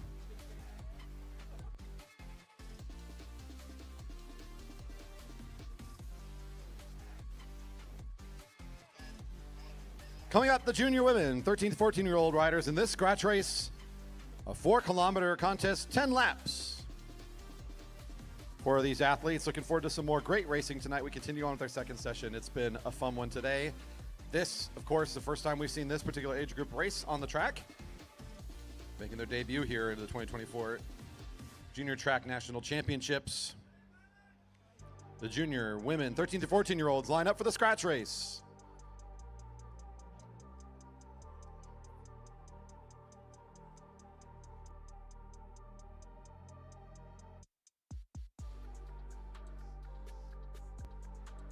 Junior men, 13 to 14-year-olds in the scratch, please, through bike check and be ready. That'll be followed by ride 2 for the finals in the sprint tournament.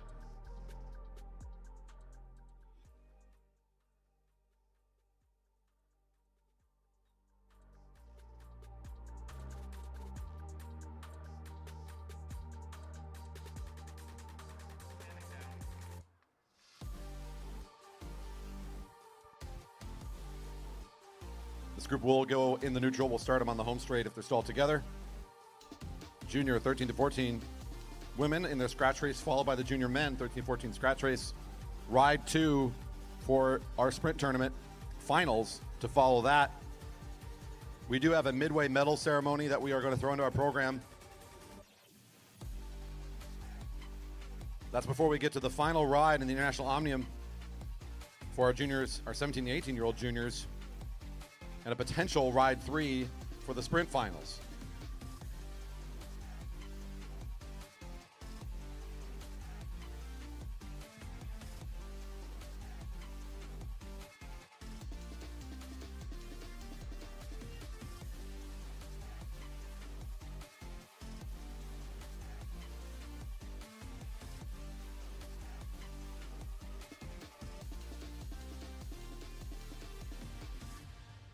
Racing underway, 10 to go. Number 90 on the lead of the lap, that's Sarah Lynch for the Jerry Baker Juniors race team.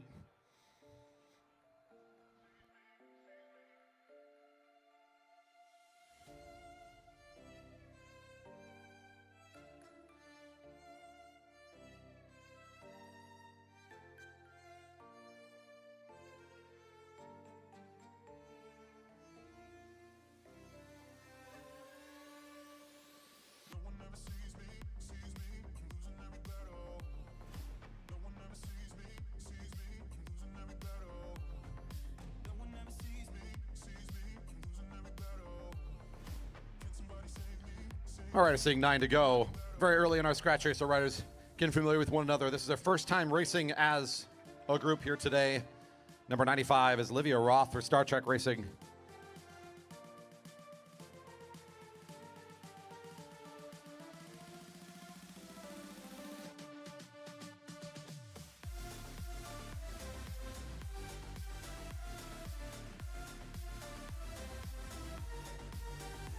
Curious tactics in turn 2.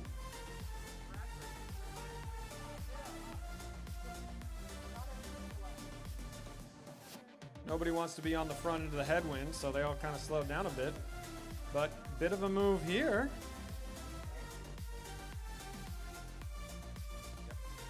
Charlotte Westover with that very detectable bright orange bike in the bunch.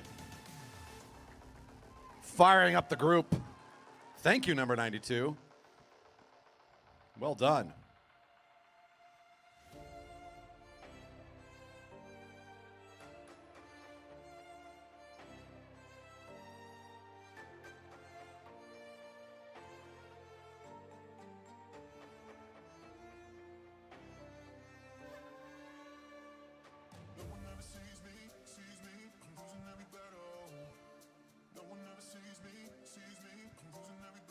The race is good here in our second session. We are in the midst of this scratch race.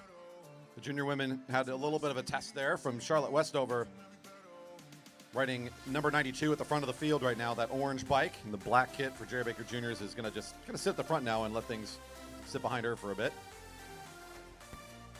Everyone able to hang on to that attack, but with 7 to go, perhaps we'll see a few more attacks and see some fatigue set in and might see some splits.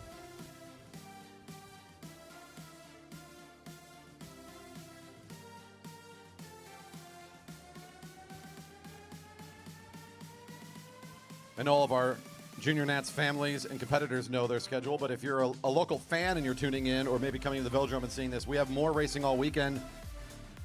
The Junior Track National Championships happening here, continuing tomorrow. We have another 10 session, a 6 p.m. session tomorrow night for normal Friday night racing, but of course with the juniors, and continuing on Saturday with 2 more sessions, 10 and 6. Racing all weekend here for the 2024 USA Cycling Junior Track National Championships.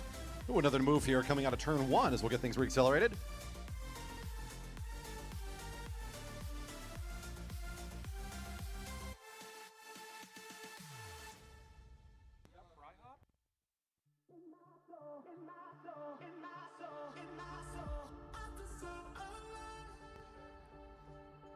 Resetting here on the home straight.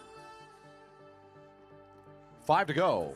Lynch took over the front there. It's the rider's now sitting above the blue line after the move from number 99, I believe, was the rider to accelerate things, Sloan Becker. Coming all the way from Kenosha Velosport Cycling. We're a Milwaukee, Wisconsin competitor.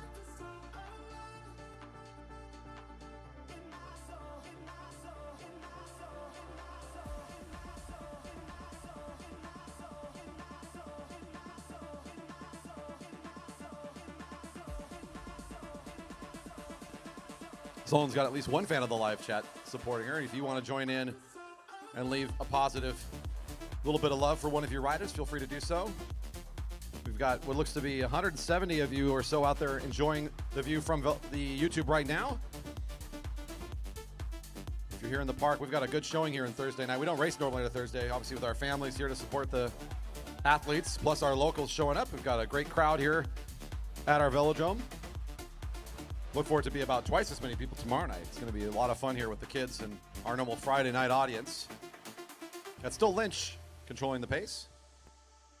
Just behind Lynch is number 98, Chen, coming from the iAcademy Junior Development Squad out of Del Mar, California.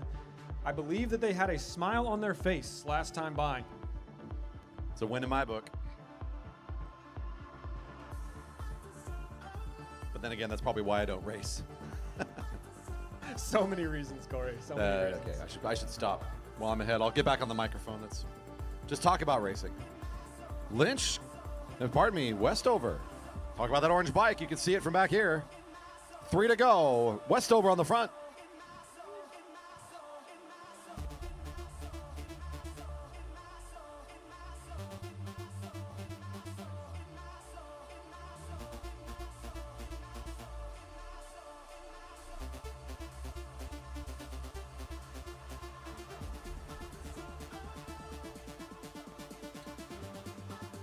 A rider 91 down over here in turn 1. That's plus pistol Naomi down in turn 1.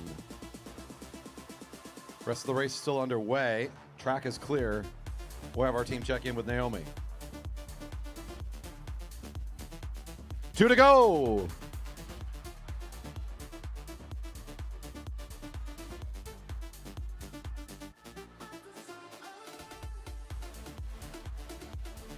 Got Livia Roth here from Star Trek Racing, number 95 in the middle of that field. Evie Alvarado, number 94, Midwest Devo.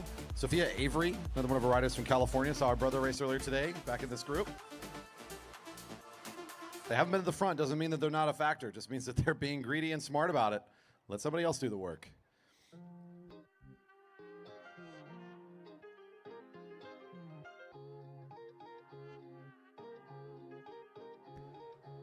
Coming into the bell lap, everyone together at a moderate pace. It's going to be quite the acceleration in the final kick. On the front still is Lynch, fanned out 4 wide, the crowd going wild. It's anyone's race, Corey. There's a lot of riders poised to jump. They're all stretched out across the track here. Way up high that's Avery, number 93, at the highest point of the track. I'm hearing some coaches yelling from the infield even. That's surprising. They do that?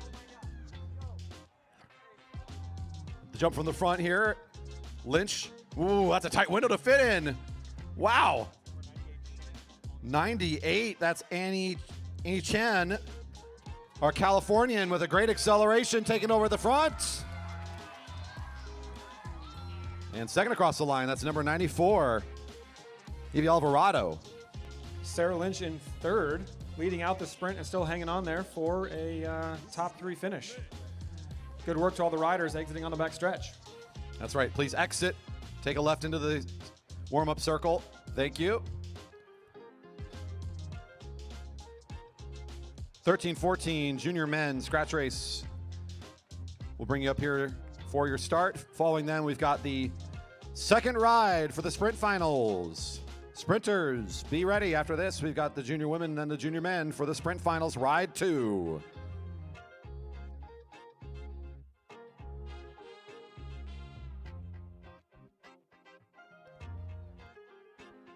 Getting final checks with our rider that went down that last race. Looking like things are going well in the checks for the rider. No official updates yet, but Naomi doing okay at the moment over in turn 1.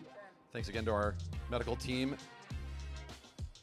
So Tom Wick, quick to get over there and support us again. Thanks for being with us here to help our riders today. 13-14, junior men scratch race. Another big group, 17 riders signing up to start this one today, getting lined up.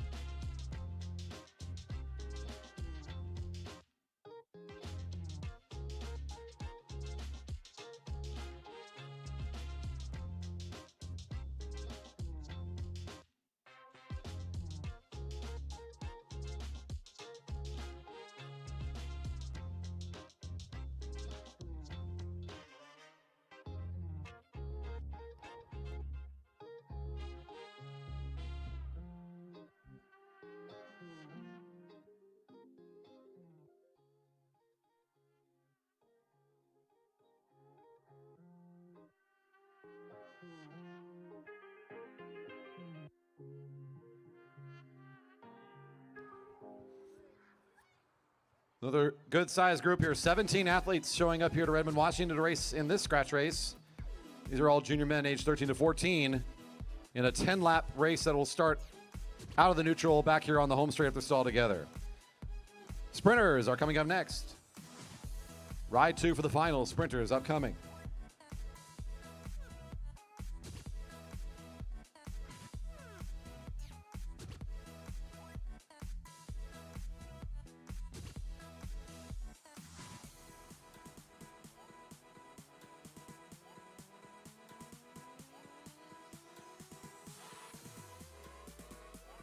And racing it away, 10 to go. We want to thank another one of our great sponsors for 2024 Junior Track Nats. It's Lake Sammamish Rowing.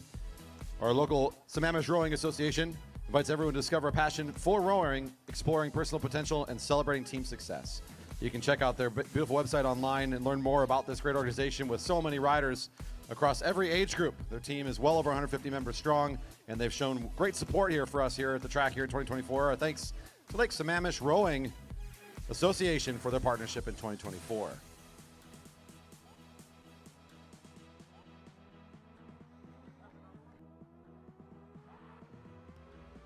Nine to go. Some acceleration here from number 104 at the front of the group.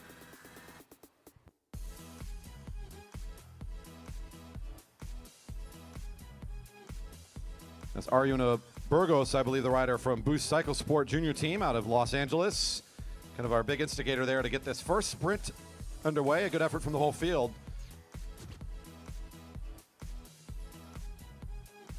Navigating the change of speed pretty well here. This field's got to get very comfortable with each other very quick if we're going to be racing like that tonight.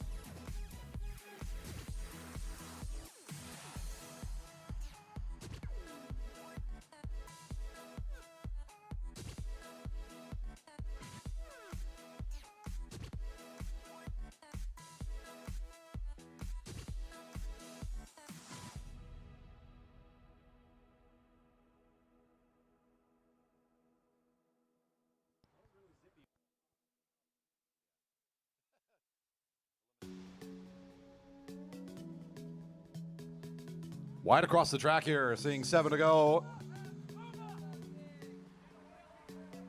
There's 104 again, kind of operating in the middle of the track. Ariuna Burgos, I believe the pronunciation for that rider, has been active in the early part of the race, just trying to establish a little bit of tempo. See how the field was responding tonight to the acceleration. That was a quick second lap for this group. Back all together here now.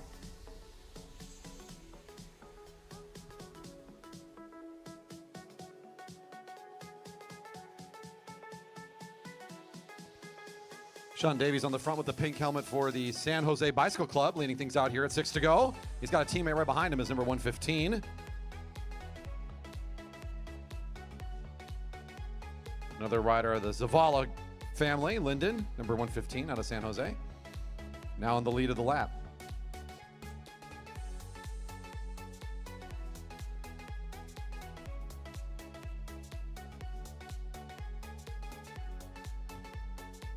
'84 and 43 to the ready area, please. Riders 84 and 43 to the ready area. Sprinters, time to go. 5 to go. Team Epic now right in the middle of the field here. It's number 116 leading things to the blue line again. That's Edison Clark Hoxie.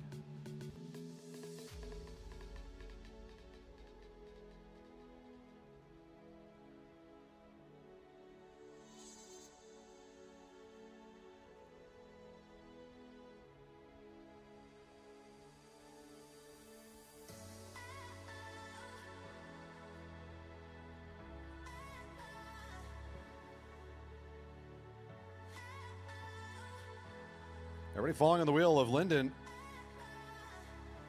Zavala right now, fanned out behind him. Right next to him is Keegan Fairbanks now kind of pushing towards the front. Another of our Jerry Baker Jr. riders. Same kind of front four.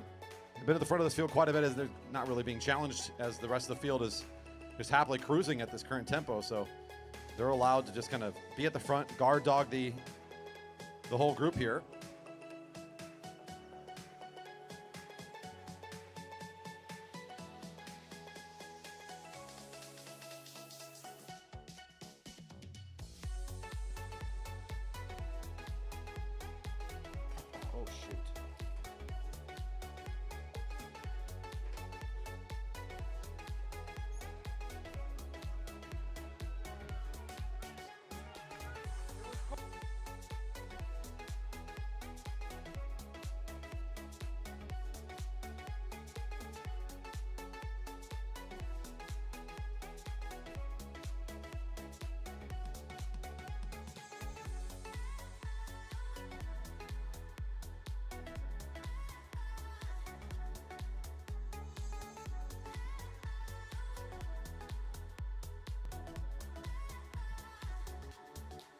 Seeing 2 to go now.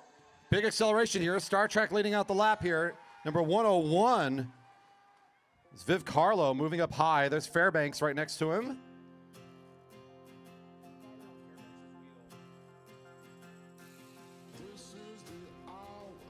Aruna Burgos still near the front of this field, but now on the wheel of Fairbanks. Clark Hoxie for Team Epic near the front of this thing. Lyndon Zavala down the sprinters lane, kind of being left a little bit alone right now, but still in striking position. 1 to go. Bell lap. 1 to go. The rail move is a big one from number 106, Sebastian Penn of CFC Racing out of California. Riders down in turn 1. Riders down in turn 1.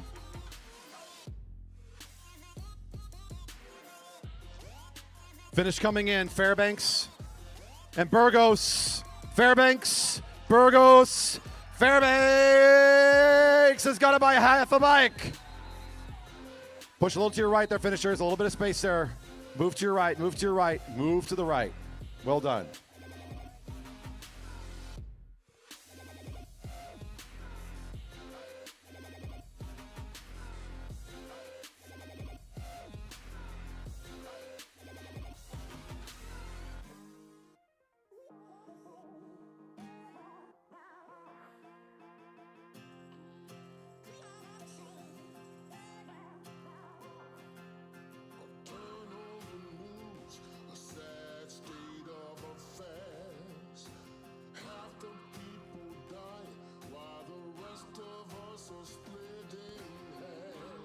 We got a group of riders down in turn 1 being looked at right now. We'll continue to assess the situation here. Sprinters are coming up soon.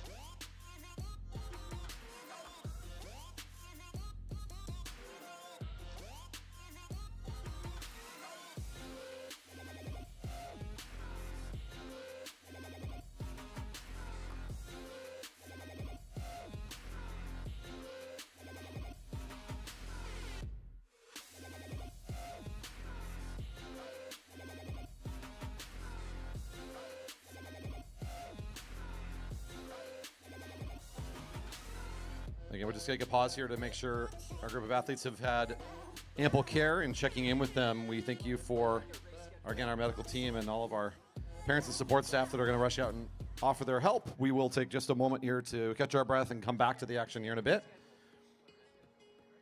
Ride 2 and the finals for the junior sprinters is coming up.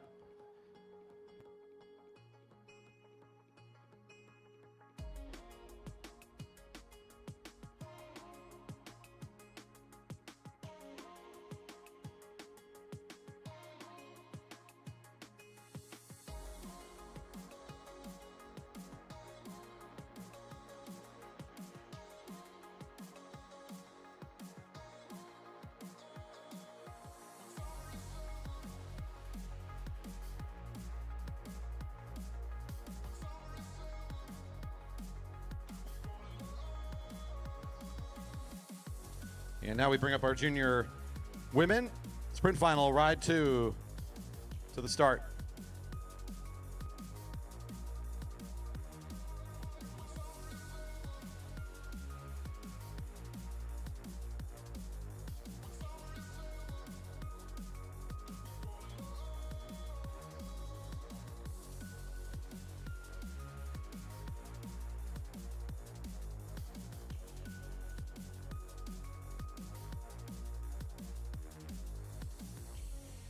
Bonilla to the ready area. Bonilla, number 6, to the ready area.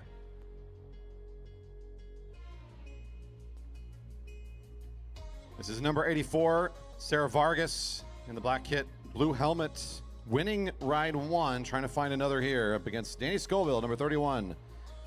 Jerry Baker Jr.'s rider up closer to the railing now.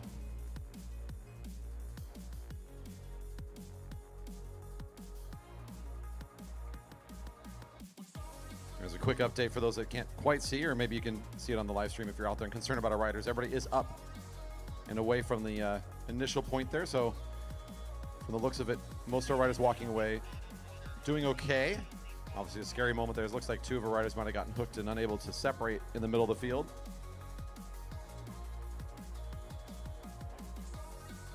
Shouldn't let that mar the fact that a great finish in front of that. We just saw our local rider Fairbanks with a great sprint there at the end and a 2-up effort. It was a very exciting finish for our junior men. We continue here. This sprint tournament has been good all day long. This matchup between Scoville and Vargas, again, the rider in black with the blue helmet, takes ride number 1. She can do it again. She'll be in 3rd here today in this tournament. On deck, we're going to be seeing Feedwa and Brothers in ride 2. The race for gold and silver.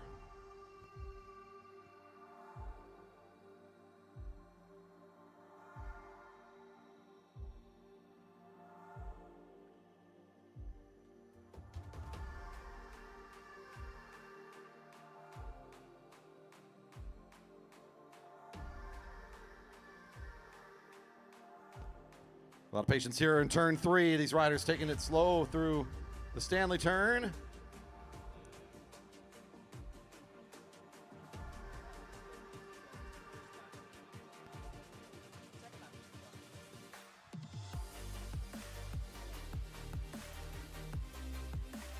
Vargas still in the inside position and slightly ahead of Scoville now.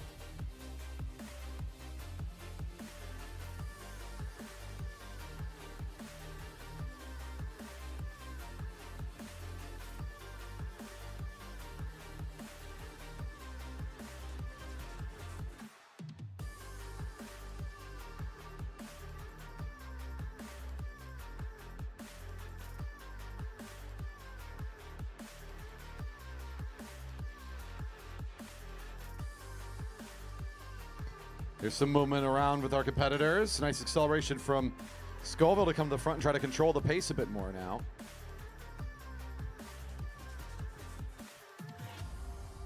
Takes over the front, not wanting to get things started too soon.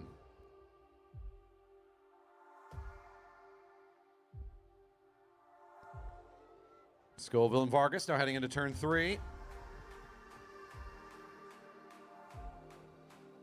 Taking this all the way into turn 4 before getting up to full speed. Scoville from the front, Vargas from behind. Scoville, Vargas, woo! What early calls on the outside, but we'll confirm.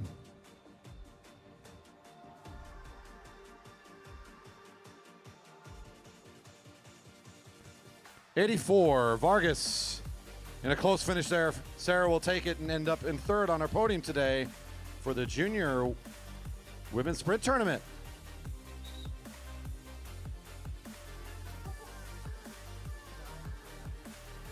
The official timing coming in at less than 100th of a second between these two. That was a .009 for the finish between those two. Coming up now is the ride between Feedwa and Brothers. Ride 2.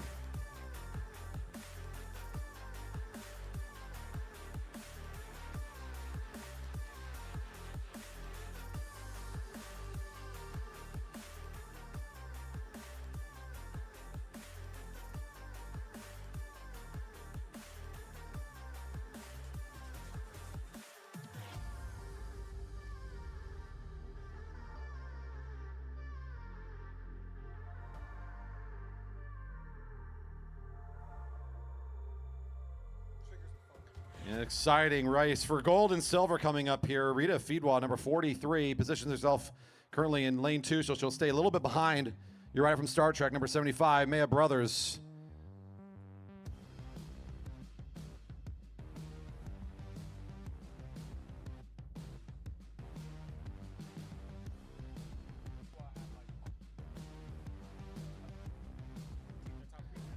Feedwa has been looking untouchable during this contest today and really doing a nice job in this first ride. We saw it before, such great acceleration. Brothers with a really good effort to kind of get back on top of it. She's going to need to find a different way, maybe change up the speed a little bit here in this first lap or coming into turn 1 in a different way to try and see if she can force ride number 3. Your Star Trek racer now sitting in the middle of the track, watching the position to feed wall, not wanting to see any fancy acceleration again. We'll see how these riders play it into the turn. Very critical moment here for both riders. Feed wall kind of feigning a little movement like she might do what she did in the last ride. But that lane's not open. Brothers just got it blocked off with their back wheel. Down into the flat they go. This is a better race for Brothers so far already. She's got a good jump here, but look at that acceleration for Feedwall again into turn 3. You think they're both going fast, and Feedwall's got another gear here somehow in that bike of hers. A nice jump from your rider. Number 43. From Fort Collins, Colorado, your champ here today for the junior women.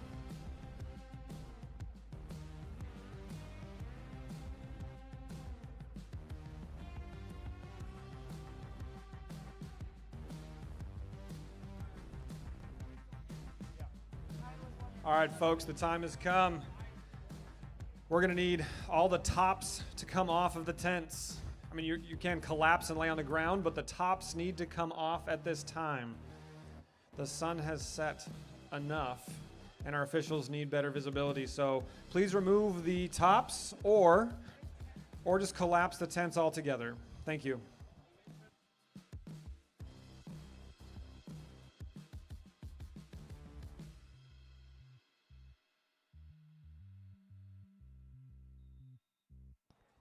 Andrew Ford in lane 1, number 5, taking on number 11, Gabriel Takagi, in their second ride for 3rd and 4th in the junior men sprint tournament.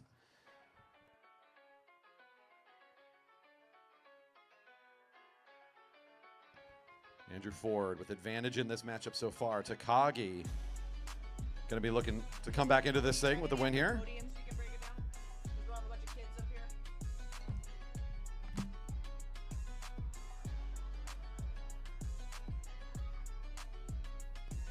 Up after this, we're going to see ride 2 for J.C. Pyle and Louis Bonilla in the race for gold and silver.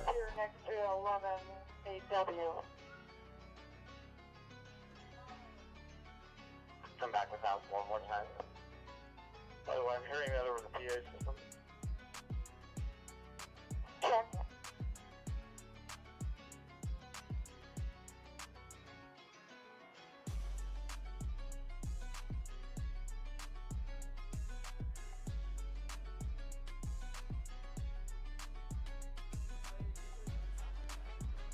Ford, again, the rider with advantage right now, pushing ahead a little bit.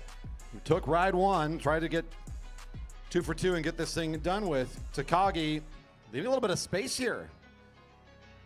Ford seeing that he's got a bit of an opening as he keeps looking at Takagi's position.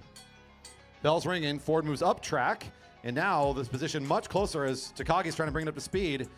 Ooh, both riders on top of the bike. Takagi out of the saddle, coming down into turn 2. He'll take over at the front, a confident move there for Takagi. Ford losing some space here. He's already starting to back off. Over. Takagi. Coach trying to give him the kill over there in turn 4. Put a lot of extra effort there, didn't quite get it, but still, something happened there on the back straight for Ford. He just couldn't quite get up to the jump. An impressive change of speed for Takagi, and guess what? We got a ride 3 in the race for 3rd and 4th. These junior men in the sprint tournament. They're showing up, putting on performances. Exciting to see, and I do love a good ride 3. The drama.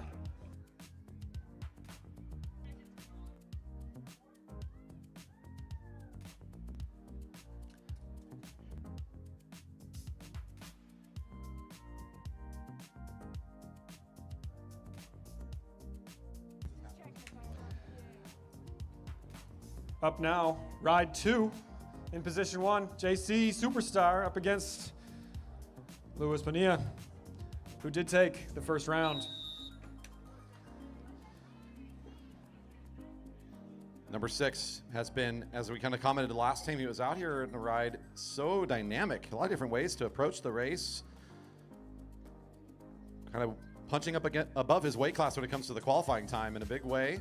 And it's a matter of, tenths of a second here, but still, really strong finish for him in that first ride. It's Pyle, the rider in front, trying to change that up and force it so that he can get that opportunity to still grab gold in the 3rd ride later tonight. We've already got Takagi and Ford waiting in the sidelines for their 3rd ride in the finals.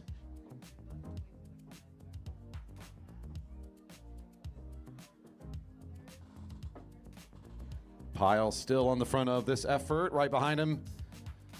No speed from either rider. A little bit of dancing. We've seen, this is something familiar though, looking at number 6, kind of being in that pocket right behind, staying low, very focused, watching the back of the competitor, not letting him get away with anything, just staying right with him. Pyle just keep it at an intermediate speed. He's okay with this so far. Neither rider up to speed still. We're getting down to the shorter part of the track. There's the jump. Pyle waiting for it. He sees it. He has to counter. Look at this acceleration from Bonilla. He has the jump and he races it well. Bonilla will grab this and race in the finals for first and second. Pardon me. It's such a long night. Your winner in the gold for today's junior men. Give it up for Luis Bonilla in great fashion. JC Pyle racing a fantastic tournament today. Coming in second place and also close. That was a tough one. Victory lap approved here from Luis Bonilla. Yeah, I guess so. What a final effort. You love to see it. Get out to the rail. Give this man a high five.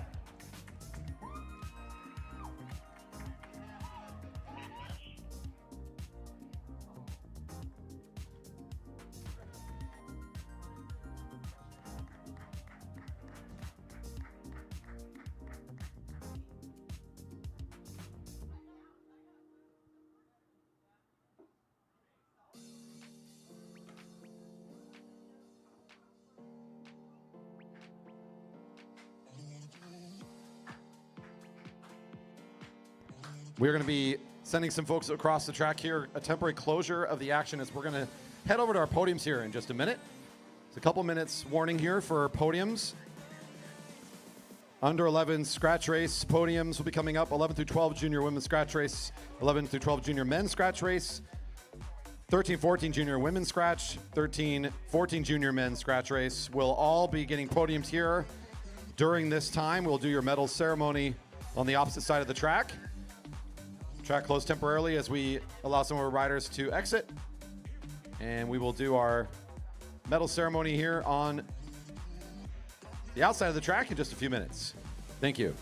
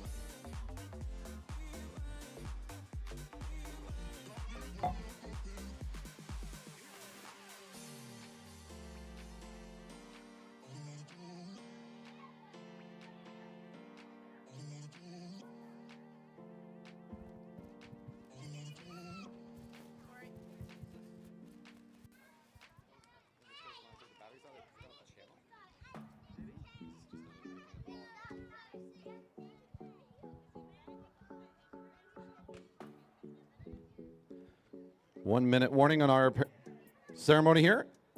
1 minute call for our medal ceremony.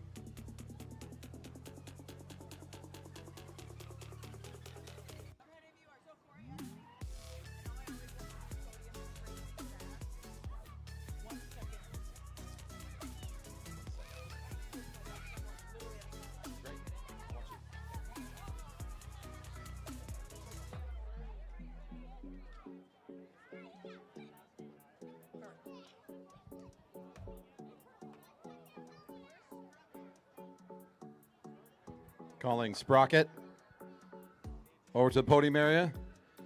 Sprocket needed in the flesh. There he comes. Sprocket's on the way. We're good.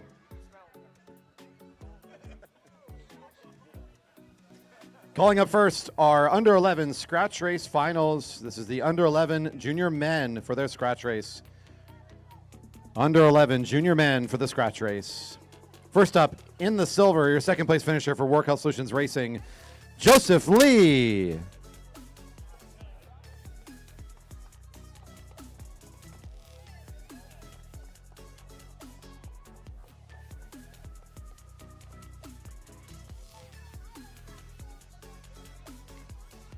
And your champion in the gold for Work Health Solutions Racing, Diego Avery.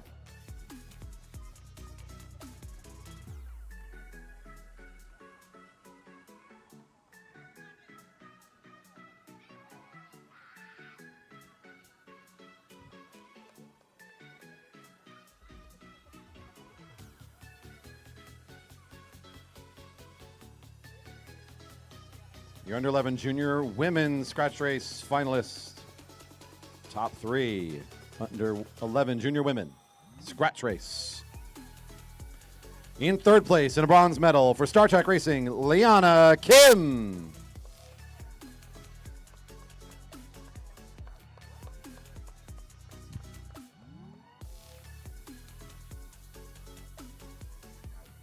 In second place, in a silver medal for the Jerry Baker Juniors, Cadence Edwards. And your champion in the gold medal for Star Trek Racing, Francis Mahidi.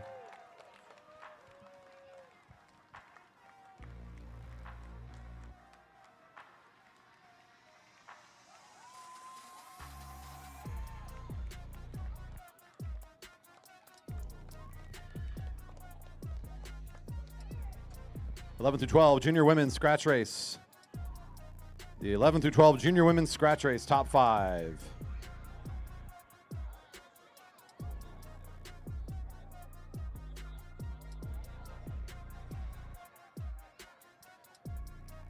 In fifth place in a bronze medal for the Kenosha Velosport cycling team, Brooklyn Becker.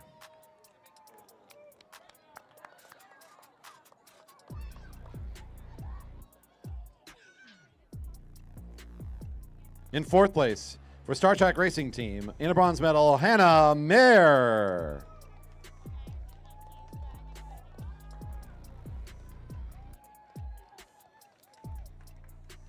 In third place in a bronze medal for the Jerry Baker Juniors Racing Team, Hazel Baker.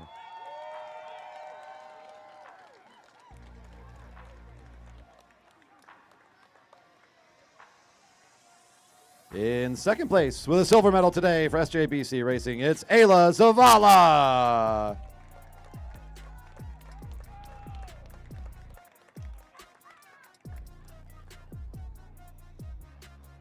And your champion in the gold medal for the Greater Houston Cycling Foundation, Addie Blumenthal.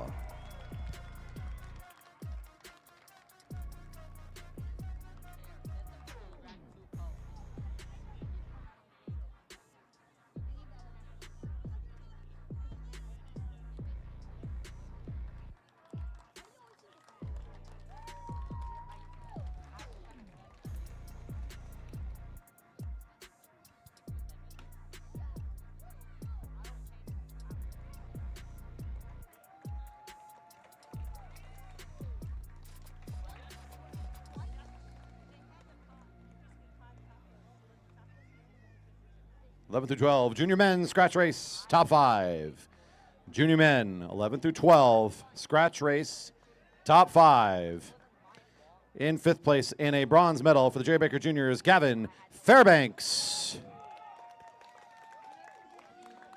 And in fourth place, also in a bronze medal, racing for the San Jose Bicycle Club, William Jupp.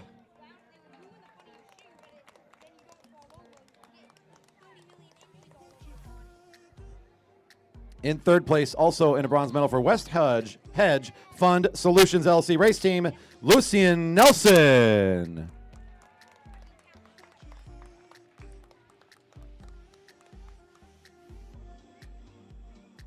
And in second place, in the silver medal for Edge Cycling, Hugo Meyerhofer.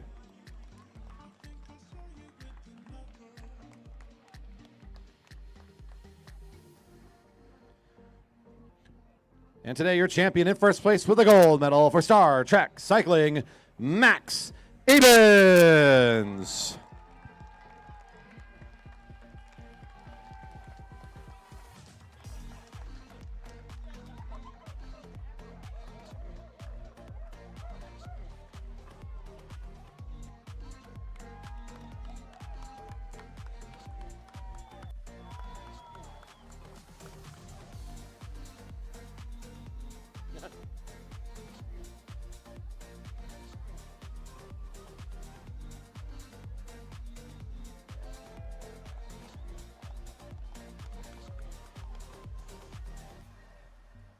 (13 through 14) junior women's scratch race, top 5.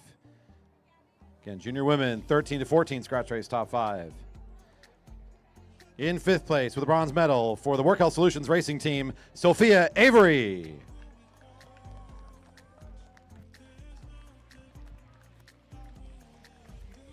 In 4th place in a bronze medal, racing for Jerry Baker Juniors, Charlotte Westover.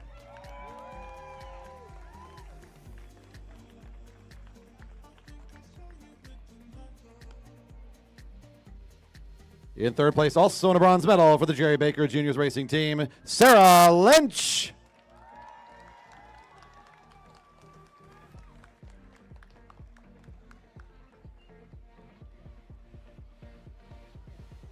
In 2nd place in the silver medal, racing for Midwest Evo race team, Avi Alvarado.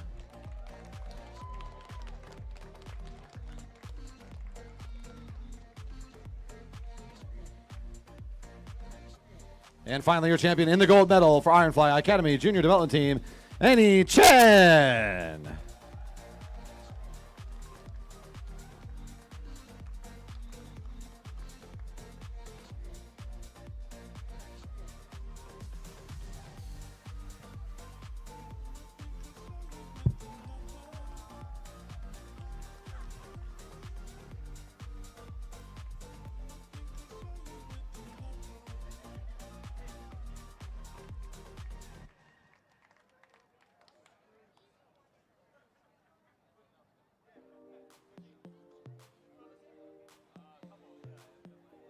Junior men 13-14 scratch race top 5.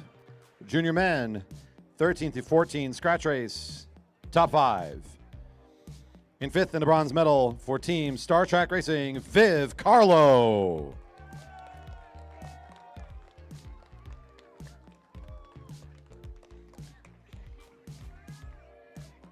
In 4th place with a bronze medal for CFC, Sebastian Pena.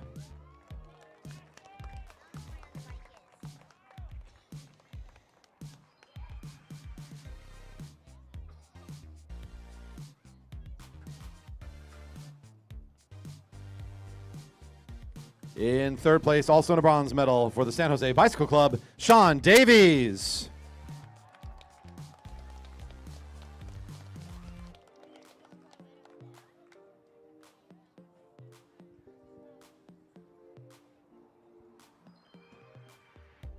In 2nd place in the silver medal for Boost Cycle Sport Junior Team, Arjuna Burgos.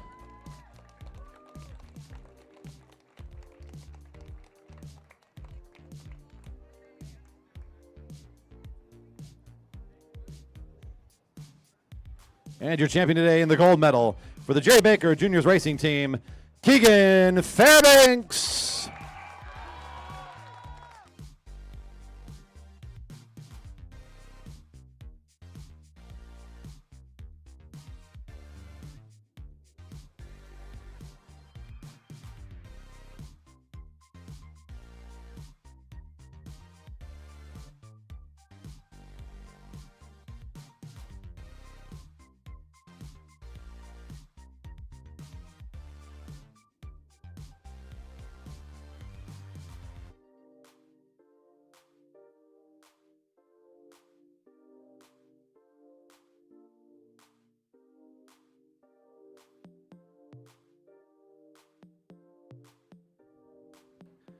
Racing continuing here. In just a moment, we'll get back to the racing action. Anybody that needs to get back in the infield, head that way.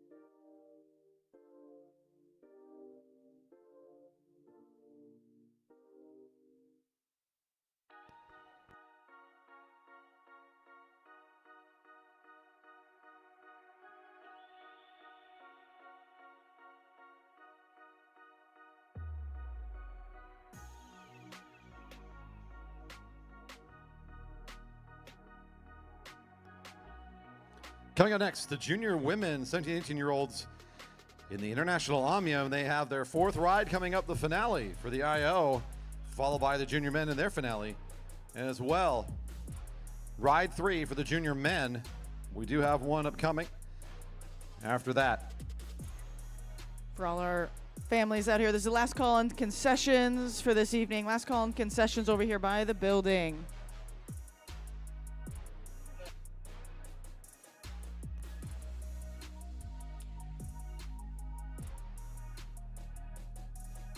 Up next, again, our junior women, 17, 18-year-olds in the points race, the finale of the International Omnium. Riders to the ready area.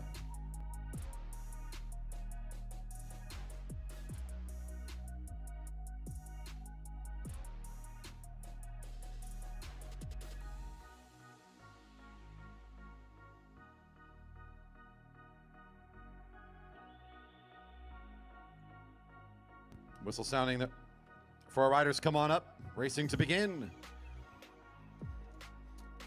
The conclusion for the International Omnium, the ongoing contest throughout today, about to wrap up now in this points race.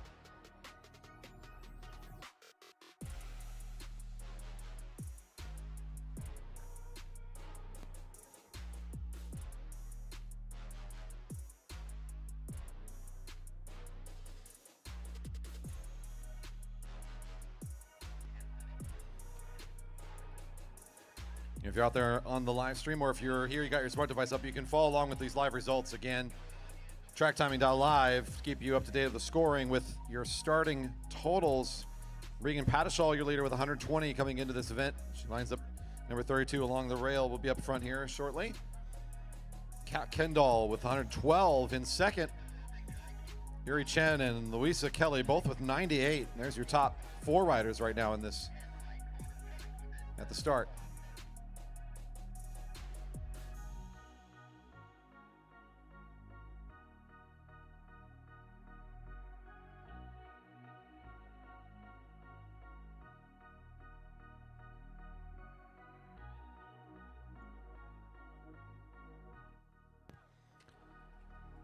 Racing. After this lap, we'll begin points race format. Riders under the neutral now.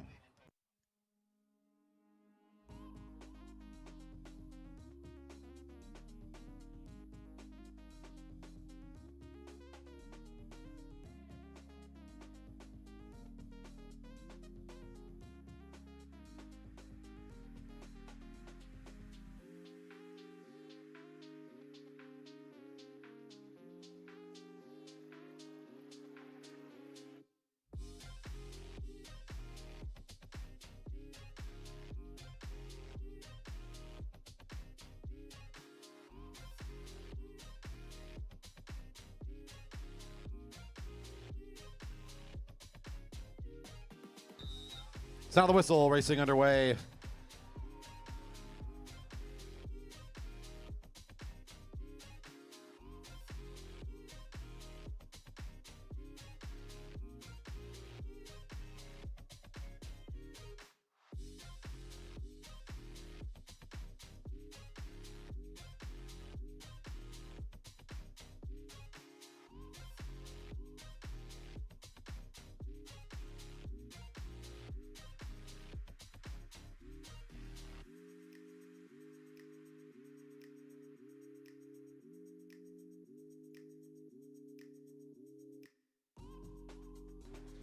First lap completed. Seen a lot of laps today from Wimbush, number 47 at the front there for a moment. And there looks to be your leader, Pyatt, number 32 at the front for just a second. An 8-point advantage for her over the next closest rider, Kat Kendall, number 34, from the iAcademy Junior Development Team. With 112 coming into this to start. Pyatt's 120 leads the field to start this race. And again, 2 riders sitting at 98, so there's a bit of separation between first and second for sure, and after that it gets a little bit closer for the race for third, at least before any point sprints have started here.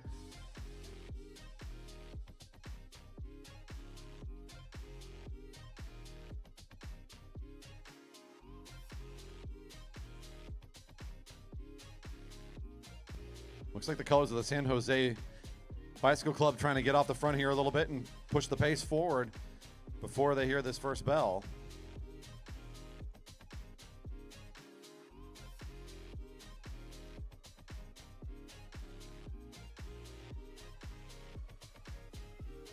Your 2 leaders in the Omnium side by side, the red and the white there. That's Kat Kendall in the white with the red helmet, pulling up to the top of the group and sitting right alongside of Pyatt. There's Wimbush again coming to the front.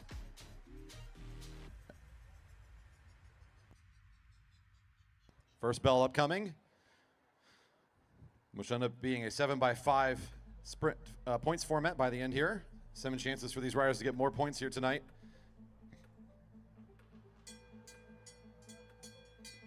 Bell lap, 0.6 time, bell lap.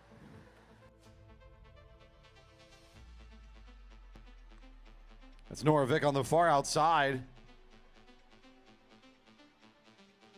Trying to move her way up towards the front alongside of Pyatt now, who is fully underway down the back straight trying to get these first points.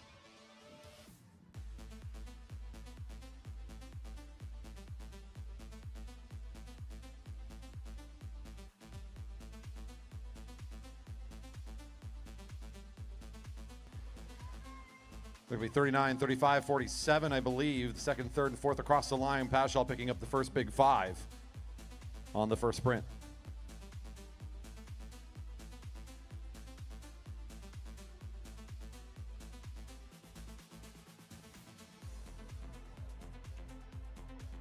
No points for Kendall there. Rider currently in second, still sitting back behind your leader with 112. The leader moves up to 125. That's a 13-point gap there between number 34 and 32 right now. And then it's back to 101 points to number 39 in third, which is another 11 points back. Your riders in that previous sprint, again, Pyatt with 5, Chen with 3, Holm with 2, and Wimbush with 1.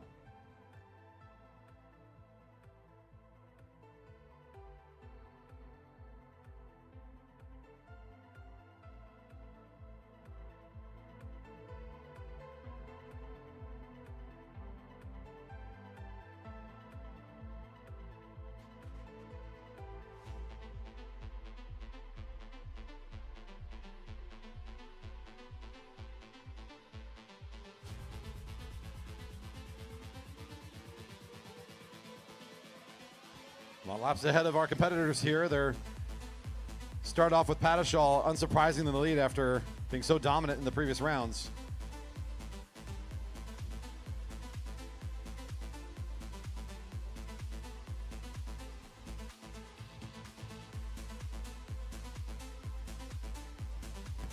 Next bell at 26 to go. While Pyatt is up and has shown dominant form so far in the Omnium, they're only 13 points ahead, and that isn't terribly consequential in the grand scheme of things with so many points on the line in this race. In fact, the final sprint is 10 points alone, so if somebody's in striking distance at that time and they get boxed out of the sprint and acquire nothing, that can bring it back pretty substantially. So not a comfortable lead by any stretch of the imagination. She seems to be of the same mind because she wanted to get those first 5 points that she picked up and still in position to try to get some more here. Although on any critical lap, we haven't really seen her not at the front, to be fair. 26 to go, bell ringing.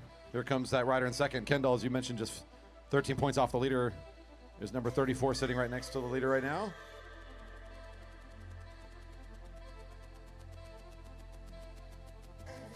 Sprinting it away down the back straight now, still being let out by number 32.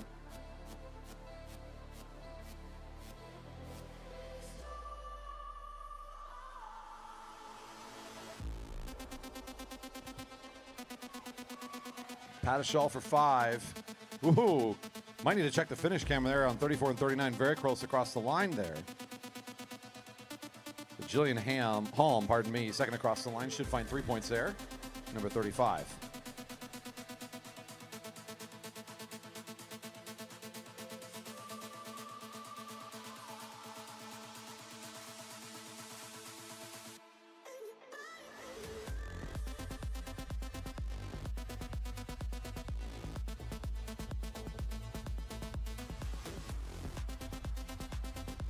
Still waiting confirmation as we have to review that finishing order across the line for the 2 and 1 point there, third and fourth rider.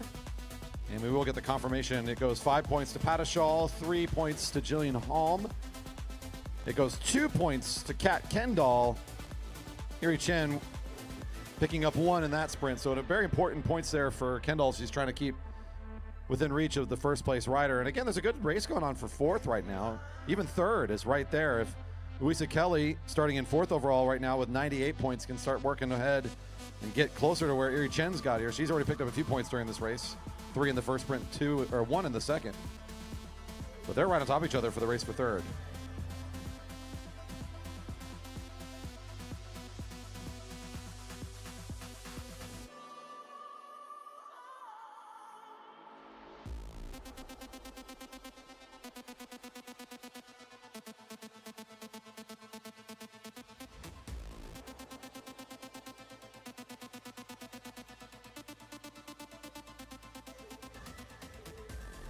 Racing 22 to go. You get a bell next time around. Bell next time. 22 to go.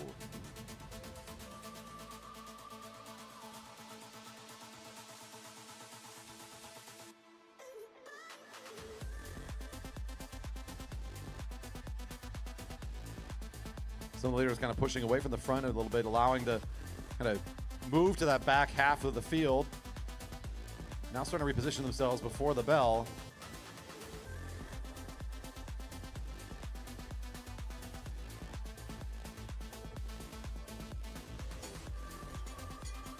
Bell's ringing. Points next time. Number 35 trying to come into position is Jillian Halm. Here comes Petishal over the top.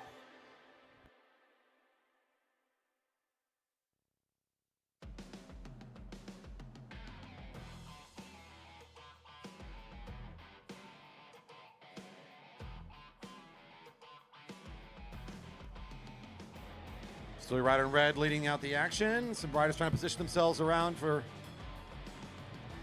a fight here through the line, a good sprint. Padishal will hold on, number 39. 35, third across the line.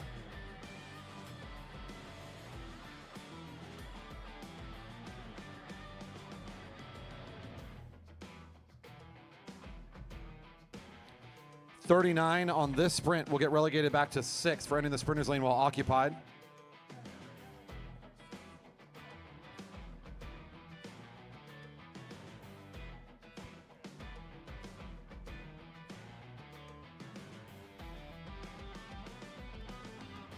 Again, a relegation to number 39. No points awarded in the previous sprint for entering the sprinter's lane while occupied. That gives an opportunity for Jillian Halm to stay close here in this fight for third place, which is so close right now.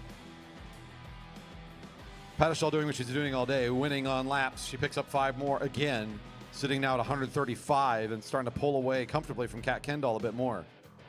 Yeah, that takes it up to 21 points adrift is the rider Kat Kendall. Behind Padishal. We are nearing the point of an insurmountable lead, I would imagine. Yeah, one more of those. It's going to get awfully tough. Then really the race could start to shift more towards Kendall's second place, as it's only 12 points back to Chen now, who's gotten a bit more in this race. And so here comes Jillian Halm picking up 8 during this contest as well. Yeah, Chen showed good power in that final sprint, but unfortunately relegated due to a occupation of the sprint lane, but if they can show that good form in the next couple of sprints, they might pull back on second place Kendall. Yeah, definitely the podium is well contested right now. That top spot looking more and more like it's going to go the way of our favored rider with each passing sprint. With 17 to go, the field hears a bell. Next time around, 17 to go. Avery Kavner, number 45 for the Groove Subaru XL Sports team, was there in the front. Yeah, I've seen them at the front of the race here quite a bit, but it looks like been largely boxed out of the points with the exception of last sprint.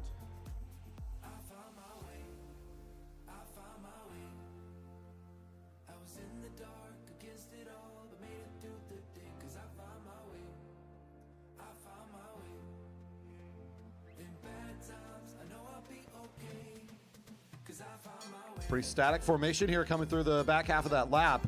Will fall in behind. Pyatt for the bell at 16 to go. Points next time.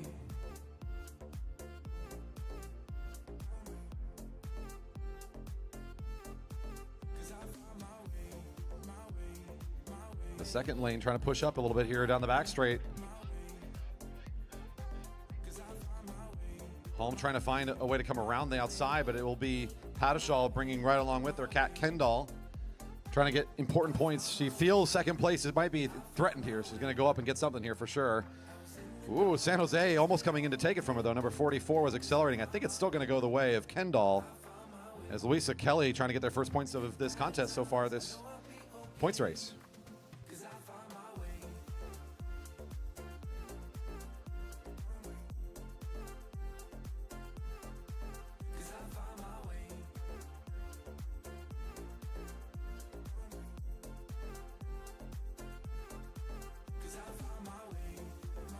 Pyatt again for 5, Kendall for 3. It will be Louisa Kelly for 2. Didn't quite get there. Jillian Holm does find one more, though. Consistently in every sprint, Jillian Holm has been still back and forth, but she keeps up this kind of consistency. She's going to bump up. Yeah, she's 4 for 4 in finding some points in the sprints.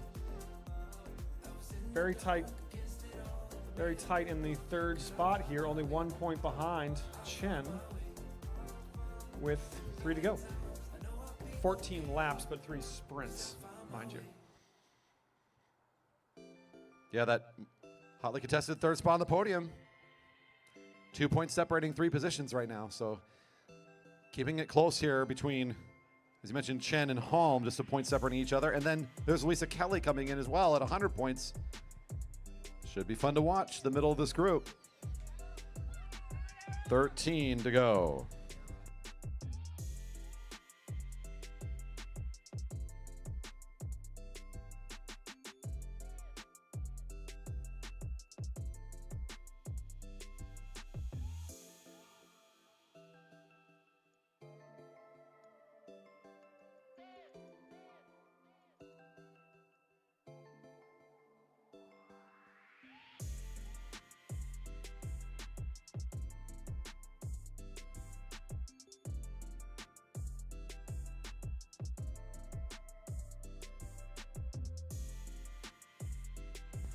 $12 to go. Bell next time around.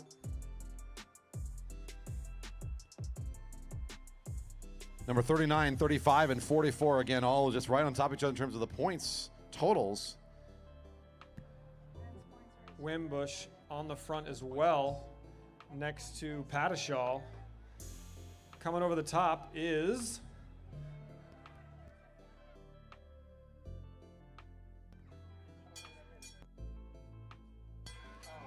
next race to the ready area, please. Next race to the ready area are men for their points race.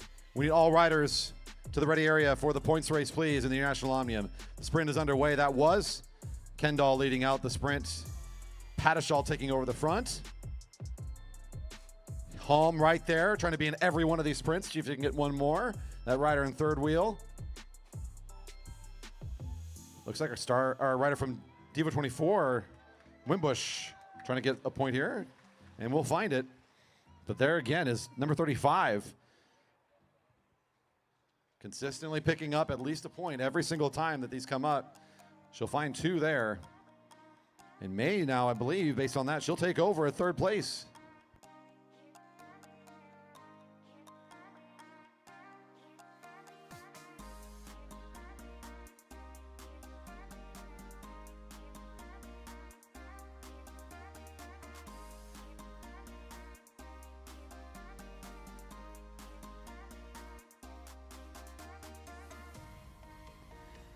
Final call, men in the points race, International Omnium final ride. All riders to the ready area, please. Junior men points race. Ride 4 in the Omnium. All riders to the ready area.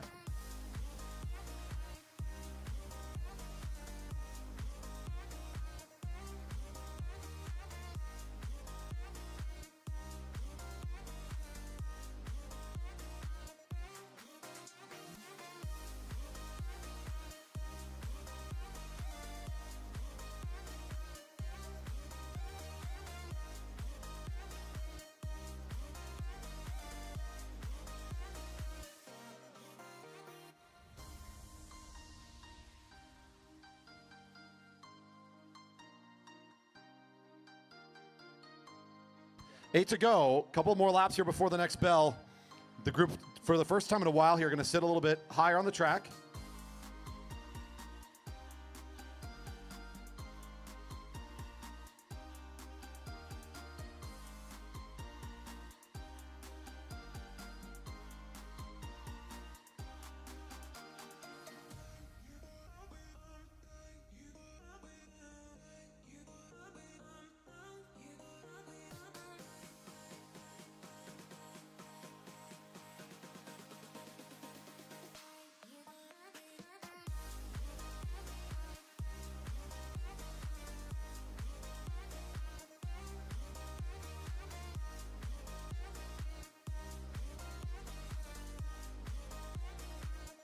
Seven to go.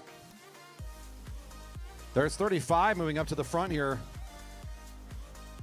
We've seen just how competitive she's been. I know we've talked a lot about Pyatt today, but it seems like a foregone conclusion with the strength she's shown all day long. She's going to be our eventual champion, it feels like. The race for second is still good here as Kendall continues to find some very important points, though. She pulls away a little bit from the chasing riders on these points totals. Now that race for third on the podium, Jillian Holm takes over with the 2 points she's awarded on that previous sprint, now with 103, 1 point up on Chen, who now is moving to fourth. 6 to go. Second to last chance to sprint for points here tonight. Last one, of course, doubled up. 10, 6, 4, and 2. This is important laps upcoming for these riders. Pyatt in her familiar position at the front of the sprint.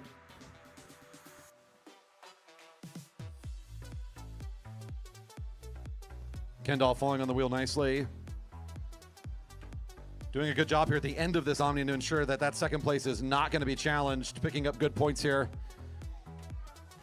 See here, San Jose Bicycle Club number 44 there coming in. Number 45 picking up points as well. That's going to be Louisa Kelly getting 2 and Avery Kavner for 1.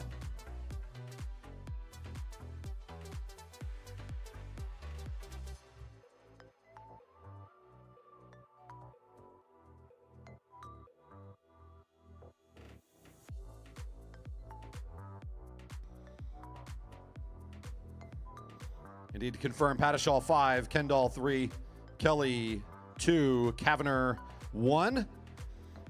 Your leader now with 150 points. Kendall now with 123, adding some nice cushion against third place. Jillian Holm with 103. In fourth with 102 is Chan in a tie with Louisa Kelly also with 102 points. So with the gold and silver, a foregone conclusion, we're really looking here at riders number 39, 44, and 35 for the bronze. Tight finish, only separated by a single point.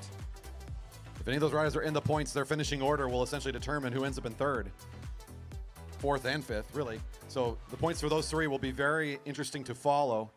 We're going to want to keep your eye on their positioning here. As you said, really, with Pyatt, she could not sprint in the last sprint and still be a winner here today. Kendall with 123 points also could basically sit this one out and will be in second. Jillian Holm with 103. Can she hold on to third? I suppose the only way they don't get the top 2 steps of the podium is if they went off the back right now and were lapped. And even then, not necessarily. It would have to be twice, 2 laps down for Pyatt, but with 2 to go, be a difficult prospect. The fun finish here for the International Omnium upcoming. We're just about there. They're going to be seeing 2 to go now. Your junior women, a great contest starting in the morning and ending here today in our evening session. Next time around, the all-important bell lap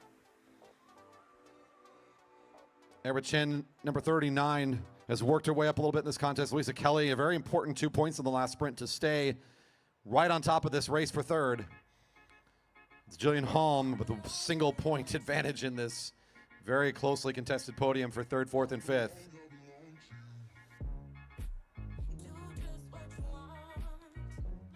Into the final bell. It's 1 to go for the junior women. 1 to go.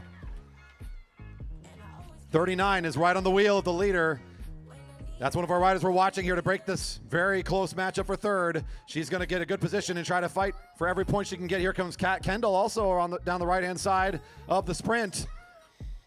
Louise Kelly, the rider in blue, following the leader of Kendall here now into the corner, but it's still Chen in great position. This is going to be a good finish. Chen will find third with this good sprint. Chen, number 39, holding on to the wheel of Padishal for third place.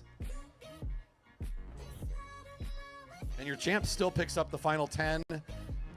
I believe Kat Kendall was in there for 4. That's what I saw. So it's still your champs there, your top 2, fighting it out in that last sprint because why wouldn't you? Padishal undefeated in each round tonight. Took everything. All the points available on the table, she took them. Maxed There was a out. few in the tempo. She almost bowled a 300, Corey. Almost. An incredible night, incredible day. We'll put our hands together for our junior women in the International Omnium. We'll find Padishal in there, your champ, number 32 for Edge Cycling. What an athletic showing today. Kat Kendall, number 34, will be in second. Another great race. And here's Chen, number 39, also with a fantastic finish today to find third overall.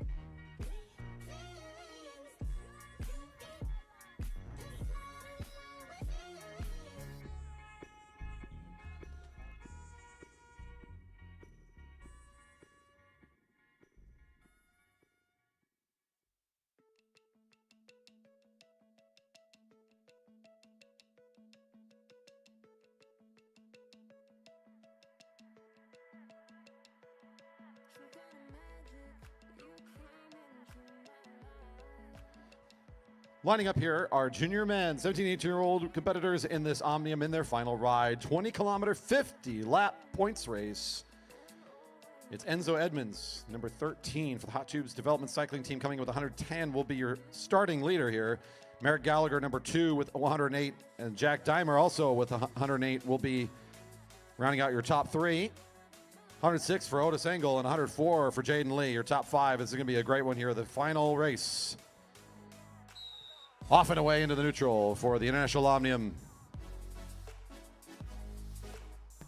That's right, just 2 points separating the top 3. In for another spicy points race, I believe. Full of action. And then further down, it's just another 4 points removed. Our fourth and 5th place. So for the top 5, it's all bunched up with only a 6-point spread. All to play for here. 6 points. Might as well be even. Might as well be tied coming into this. I recognize many of these names going back to that tempo race, which think about this longer distance. Remember the riders that lapped the field. A lot of them are in that top here. Not shocking. Not shocking. Make no surprise there. The cream has risen. And that's kind of the overall reason to run these several stages to the Omnium. See who comes to the top over several different contests. And now we start the real finale with the whistle. Racing's underway.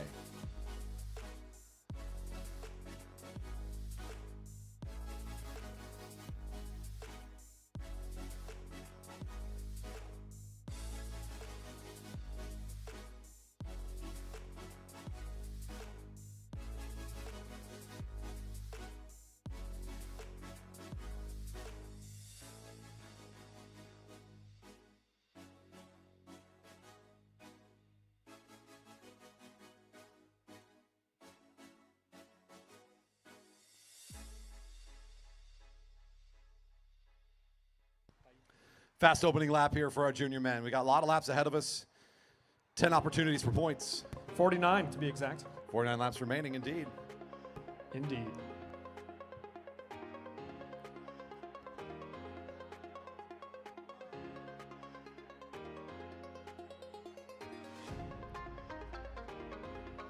It is Enzo Edmonds that starts this race with advantage by just 2 points. As mentioned before, this is a very tight competition at the beginning of this race. Enzo Edmonds down low in the sprint lane in the medium light blue, now on the front.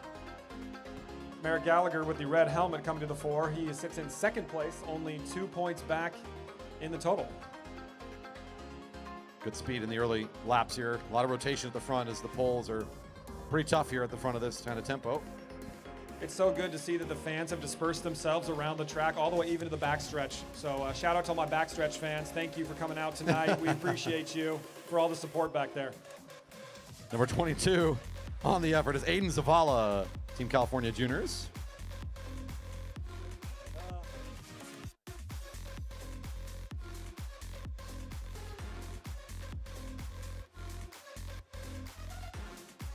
Zavala encouraging a little bit of response here.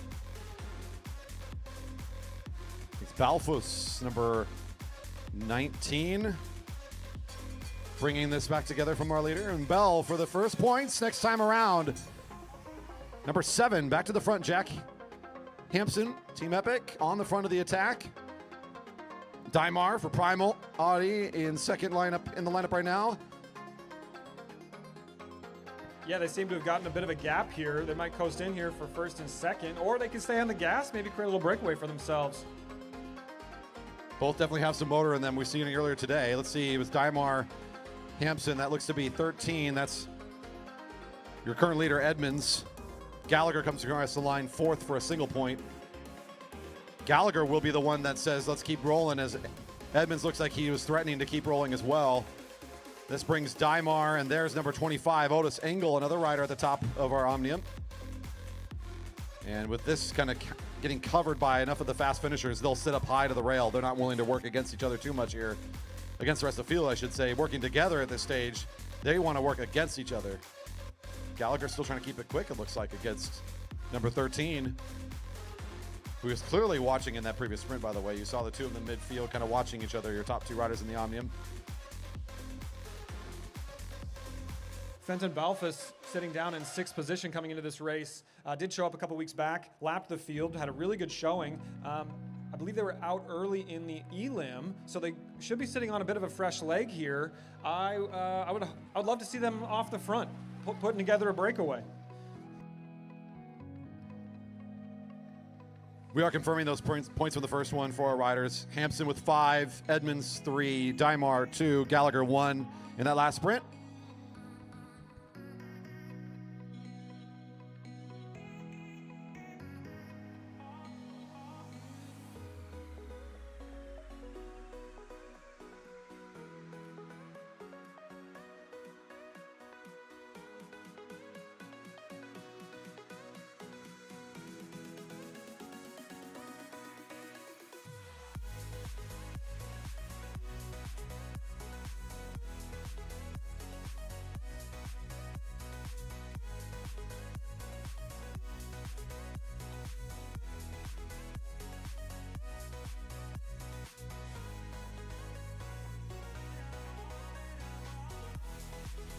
Hearing the bell at 41 to go, we got Merrick Gallagher on the front with Enzo right off the shoulder.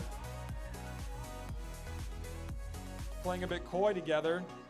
Unsure who's going to launch first, but we do have an attack around the outside. That's going to be an Epic racer. Is that Jack?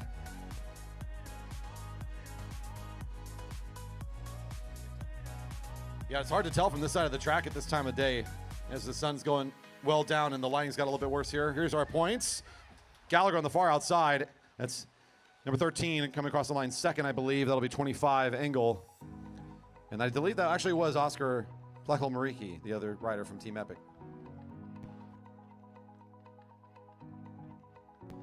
Great to see so much of the Epic crew out here putting in good performances.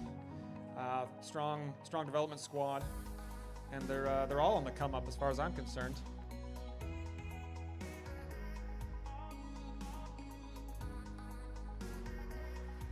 Balfus number 19, seeing an opportunity here. Just as I predicted, Corey has some fresh legs, wants to show everybody what he's got. He's good at going off the front, but I bet you he'd love to have a friend.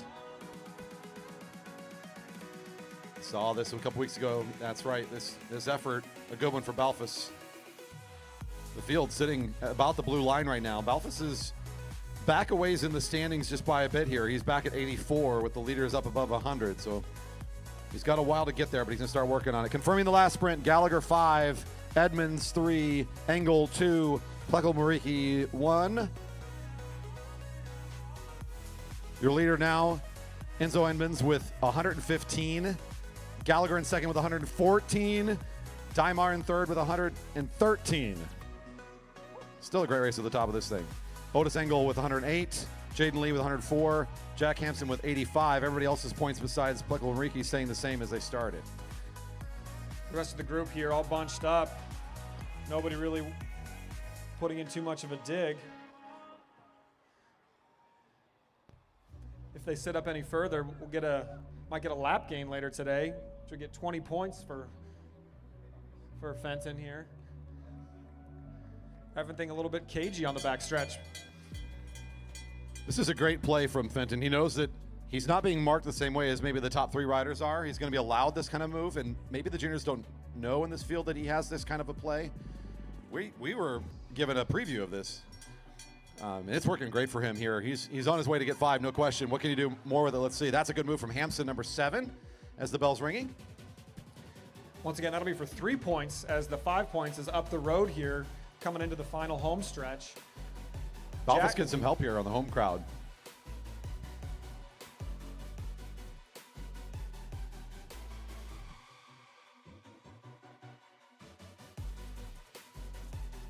This will be Hampson jumping up in front of the field nicely. And Gallagher just wants to make sure he's up in front of number 13 every single time he gets there. That'll put him in a tie with the lead with Edmonds now, head to head. Edmonds keeps the pressure on the pedals. Things a bit strung out on the backstretch here. More help for Fenton, who's got the crowd behind him a little bit right now on the home straight.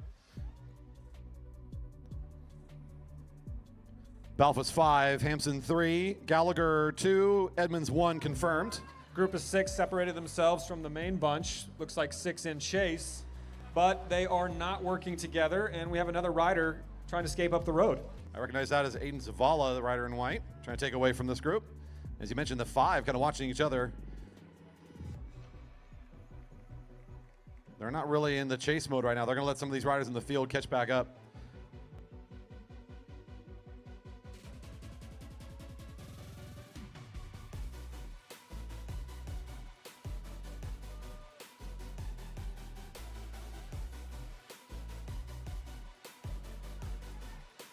Officially now, again, it's Gallagher and Edmonds in a tie at the top with 116 each. Dymar with 113 sitting in third. 108 for Engel and 104 for Jaden Lee. The top 3 are all in this bunch of, 9-10 riders here. Just sort of being a bit cagey, not wanting to put in too much effort, because the risk would be doing more than the person sitting in the draft behind them, and they want to conserve that energy. Racing against the right rider, right? Don't race against the whole field. Race against the person that's going to beat you. At 32 to go, the field going into turn 1, and now 31 to go. This is Fenton, still off the front by a more than half lap. He's closing in on this field, getting the bell. I'm not sure the field knows quite where he is, because there's so many people scattered around the track. They probably don't have eyes on him. Well, they must not, because they'd have to have eyes in the back of their head. He is within 100 meters. Yeah, some of our coaching staff out there for these kids might be giving them the information that a rider's coming, but since he's more than 20 back from the leaders, they're not motivated to run away from him right now. Bell's ringing and 31 to go for the field now. 25 nice and high is the front of the field going into turn 1. Here's Balfus coming across the line at 30 to go, number 19, picking up 5. Aiden Zavala still off the front of the field. He was allowed to roll away a little bit. This is the rider in white in position for 3. He was allowed to kind of sneak away from that lead group of 5. It looks like he will still find good points here. 3 points for Zavala, 2 for Edmonds, 1 for Dymar. Jaden Lee right there for Star Trek Racing, as is Otis Engel. There's Gallagher. Well, your top 5 present in that group now. I think in the next 2 laps, it's going to be close to a lap gain here. When it does, I would love to hear the beer garden go nuts. Confirming points. Balfus for 5 more, Zavala for 3, Edmonds for 2, and Dymar for 1 confirmed. Edmonds in the lead with 118. Gallagher in second with 116. Jack Dymar in third with 114. Otis Engel in fourth with 108. Jaden Lee still fifth with 104. Balfus has moved up into sixth now with 94 points with 2 5s in a row, and he's not done getting them. He's about to pick up 20 if he's on pace here. Oh boy, here it is, Corey. Oh. He didn't just do it for the Cat 3 men. He did it at Junior Nats. He makes the catch. Plus 20 in the back pocket for Fenton. Balfus again. Incredible performance, a lap gain at a national championship. Field back together here.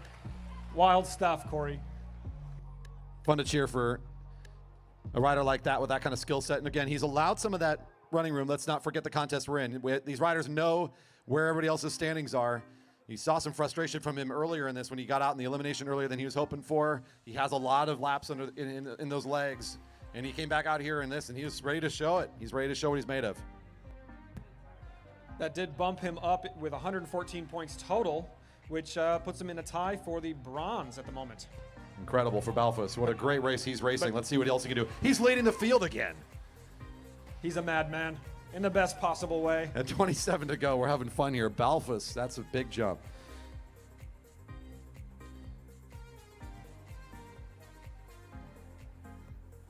Good action here in the Omnium for the junior men. Still plenty of laps of racing to go. They're going to be seeing yet another bell lap here shortly.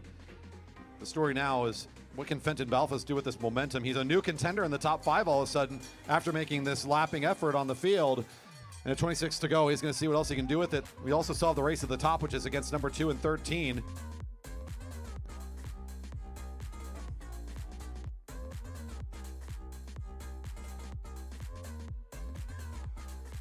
Side by side, number 2 and 13, now getting up to speed. 13 right up on the sprinter's lane. Number 2 down in the sprinter's lane, has the shorter line and will take advantage of it. That'll be good from here. Should be 5 points for Gallagher, 3 for Edmonds, 2 for Engel, and I think it's 1 for Zavala down there in the sprinter's lane. That was busy across the line. There was a lot to look at there.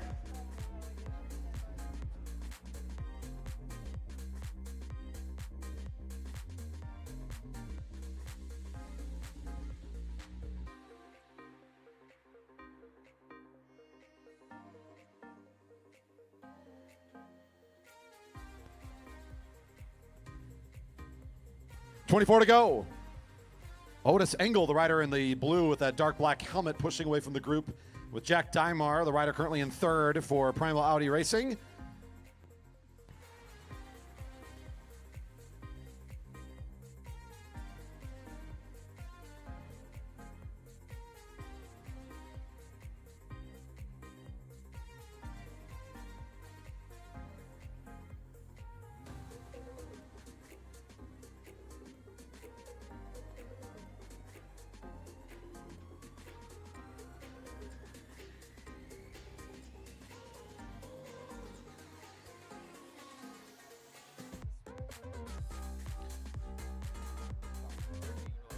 Previous sprint official relegation will be given to number 13, Edmonds.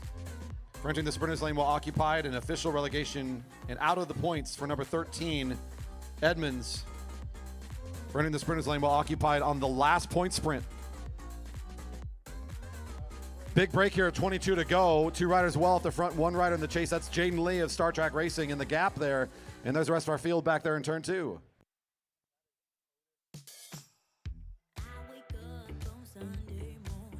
Big break here for 2 of our leaders. Otis Engel currently in 5th place. Making a big move here for Star Trek Racing at 21 to go. He's got Jack Dymar, one of our riders in the top 3 as well, in the green, working together and being chased by number 8. Balfus going off the front again here. This rider's got so much to give. Has been a great competitor here today in this particular event. He goes off the front trying to catch up on Jaden Lee. He's on his way. Let's check in on our finishers here to see if they can test or work together. They will fight over the points. They know every one of them is so critical here at 20 to go. And Engel on the inside, Dymar on the outside for 3. Jaden Lee looks to be getting 2. Number 19 is Balfus for 1. But it looks like they're going to go right back into a cooperative mode here on the backstretch. They know that they've got a gap, and they're going to work together continually, probably until the larger bunch catches them or until they make that lap gain. Right now, your leader, Gallagher, way back in the field with 121 points. Dymar off the front, now in third with 117. Only 4 back from your leader, and 1 behind him is Otis Engel at 116. So third and fourth, they're coming for the leaders. This is a big move. The race is down the track right now, and here goes Gallagher. He knows he's got to do something. 13 will benefit from that attack right there on his wheel. As is one of our riders from Epic, it looks like Jack Hampson, number 7, trying to join in on this effort to get to the front, and this breaks the field apart. There is not really a field anymore. It appears that this is really kind of pulled apart temporarily. Your leader's on the home straight now in the dark blue at 18 to go. Engel leading the lap.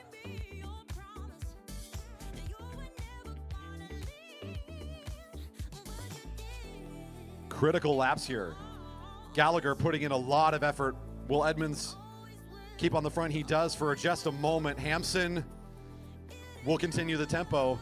Though he's not in the race for top 5, he's proud enough to keep this speed going. They've also got the speedster Balfus in there, which is going to benefit them, although he's not willing to do the work here. He'll pull up 2. It's Gallagher still trying to do the catch. Your leader's coming across the line at 17 to go. About to catch a couple more riders and put them down into the no man's zone here. 17 to go. Gallagher driving the train again. This is a lot of effort for number 2. The 2 off the front, passing some lapped riders there, but continuing to work together pretty efficiently. That's why they're maintaining that roughly 100-meter gap or so. I don't see that team of 5 working behind. They're not pulling it back as quickly as I think that they would like to. Not in time for the bell. It certainly feels like it here with 16 to go. They still got this gap. Your front 2 should be on mark for the top points here on this lap. Number 7, Hampson, getting kind of swarmed here by this chase group of 5, which was really now looks to be our largest group of riders out here on the track. That's certainly going to serve as our field right in the middle of the action. Looks like they're playing games here coming into the sprint. It's going to be Otis leading out over Jack Dymar. Looks like Otis has got about a bike length and is going to take this. We'll see if they continue to work together here. Yep, they will. He shakes his head, a bit disappointed. Maybe didn't have the positioning on that sprint, but they have a handy lead. In fact, they have actually grown their lead since the previous sprint. Impressive ride from those 2 right now. It's Lee and Gallagher to pick up points on the back of the sprint, back here in the field. This bunch of riders in the middle in no man's land. I think they will be set down the lap here by this catching group, if I'm not mistaken, but either way, they were not in the hunt for those points there. And yes, those riders there in turn 4 are now called down the lap as Gallagher in the field on the lead lap will catch at 14 to go. A fast lineup of 4 riders. Again, there's the field on the same lap of our leaders. The other 5 have gone down the lap. They've scored the -20. They are eligible to start fighting over points if they want to. That's going to busy up the next couple sprints. Here on the home straight, at 13 to go. Number 25 and 14 still in the front. 22, the rider in white, filling off the pace, is now in no man's land. It hasn't been caught by the field yet, so not eligible for scoring as a rider in white. They are also not able to pull through, legality speaking, and so that's why you see them on the back, just sort of second wheel, as they say, catching the draft, and they are not, they're not eligible to help, that's right. And confirming that over the radio from officials, that's right, 22 is not going to help this group. He is not eligible for scoring and cannot be on the front. If this group of 2, though, works so well and the other group sits up, it could drag them back around, back onto the lead lap, in fact. 12 to go. Gallagher still having to do a lot of work here. There's Balfus, number 19, number 13. After the last sprint, Gallagher with 122. Otis Engel now just 1 point back with 121. Jack Dymar with 120 in third. Enzo Edmonds in fourth with 118. And Fenton Balfus with 115. Good at 5th place right now. Bell's ringing again for another sprint. We only got 3 left. Engel is poised to try to take over the top of this race, the rider in blue. Dymar also in great position here to suddenly be our top 2 riders. Balfus doing a little bit of work back in the field, but let's watch our finishes over here for points at the front. Looks like Dymar on the lead of the lap right now. Engel not happy to sit. He'll try to challenge, it looks like, between these two. And, whoa, blue, I think. Out of the field, here comes Edmonds again. Light blue rider trying to get points. Number 19 for 1 point. Looked like Merrick had pulled so long on the front when he got off the front and somebody punched it, just gapped him, and he's sitting back here maybe another 80 yards off the group he was formerly working with. It looks like he was the one that really wanted that front, and they took advantage. Number 13, Enzo Edmonds being greedy there. He gets away with not doing as much work necessarily in the catching effort, so it pays off nicely for his strategy here, and now he's getting awfully close to catching the leaders. After the last points, Otis Engel, 126, takes over at the top. Jack Dymar in second with 123. Merrick Gallagher in third with 122. Enzo Edmonds in fourth with 120. Fenton Balfus, fifth, 116. Next closest rider is Jaden Lee with 108.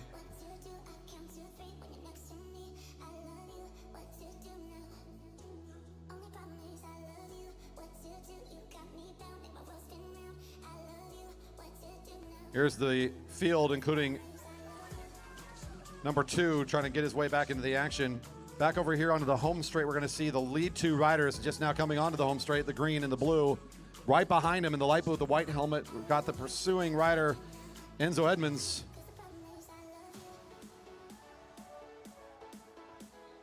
Looks like he's going to make it there. In the bridging effort here, we've also got Balfus and Lee. Some other of our top 5 trying to make it here and up to the front.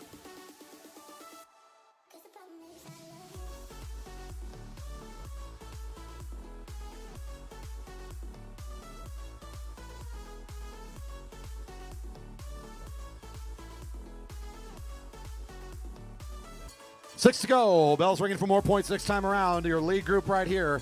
22 on there cannot work and will not be eligible for points. The 2 catching, though, getting kind of close here. They also got the bell at 6 to go, which should be a group of 5 eligible riders here coming onto the back straight. Balfus pulling so much here on this track to get the points needed to be in this top 5 tonight. He makes it up to these leaders.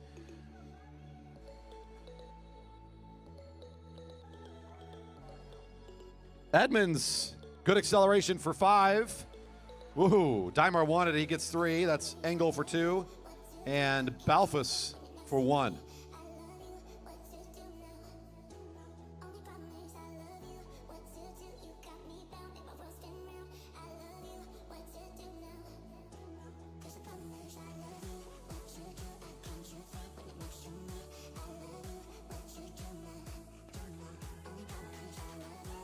The field now, the group here on the home straight. So these riders that were getting caught have all been scored down the lap. That includes 22 now, officially down the lap.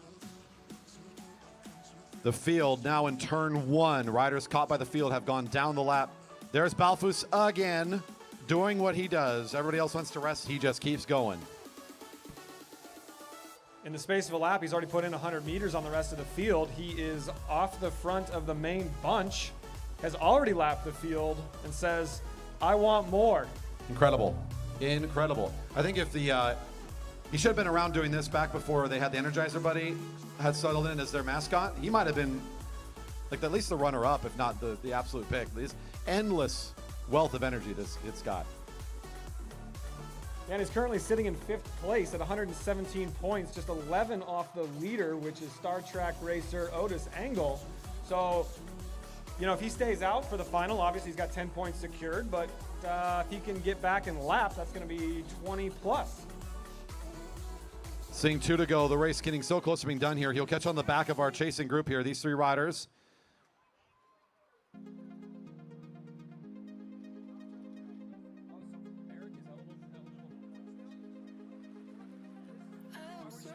'19 knows he has to get out in front. He will jump off that wheel. He's getting back into position. He could not be on the back of that group. And off he goes again. 19 back on the turn of the wheels here. So incredible. What a great race here for Balfus. Didn't come into this race the way he wanted to, but he will ride away here on the big long 50 lapper. At 1 to go, the bell's ringing for all of our riders here.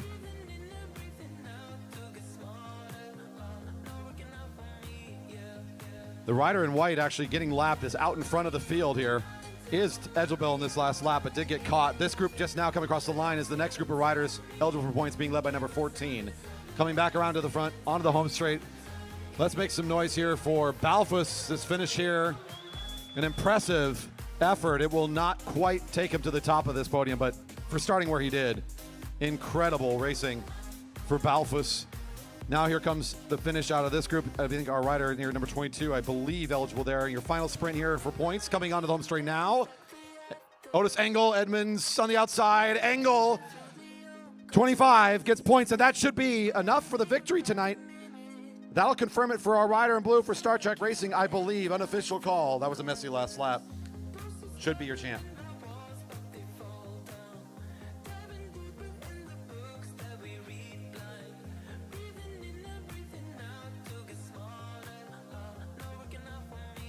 Balfus for your leaders there on that last lap. Balfus, Lee, Edmonds, Dymar, and Engel getting points.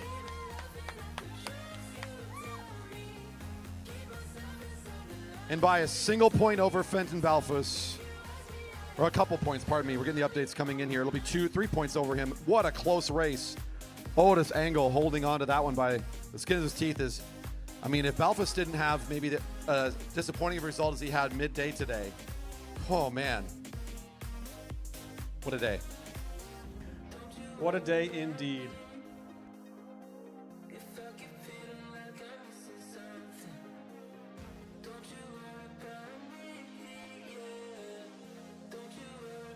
You might be asking yourselves, how can you top that? And boy, do we have an answer for you. We've got a sprint final, Corey. Whoa! We got a sprint final. This is exciting. Let's confirm here. Look at this. So it is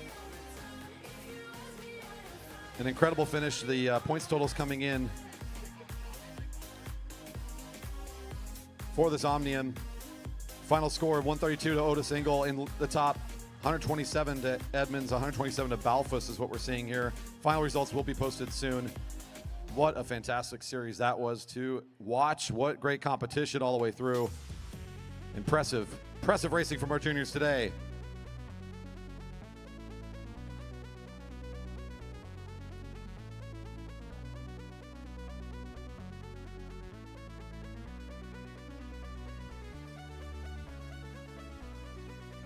A little bit of conversation still to confirm some of these points. So as I said, this was the unofficial early call. We will confirm and repost things and make sure that's all cleaned up. A lot of things going on in those final laps.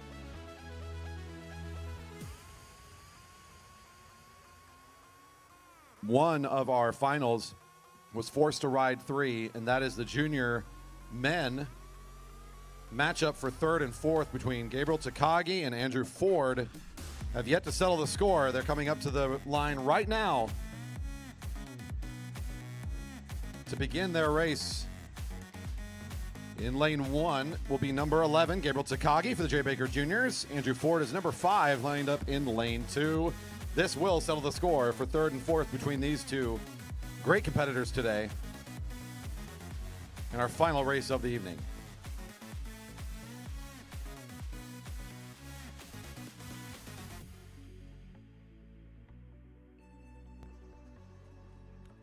We're going to take just a moment for these riders. This is not the race started yet. They're going to just get a little neutral time here as we are confirming results. It's going to take a little bit more time for our officials team. You know, you say that, but this looks a lot like the first lap of what this race will be. It's a test run. Yeah. Andrew's already dancing around, showing some of his moves. Whoop. Our riders will come back around once they have taken a nice slow lap here. Again, our officials team confirming on a few of the results there. The final of that Omnium with riders kind of all over the track after 50 tough laps out here at the Velodrome.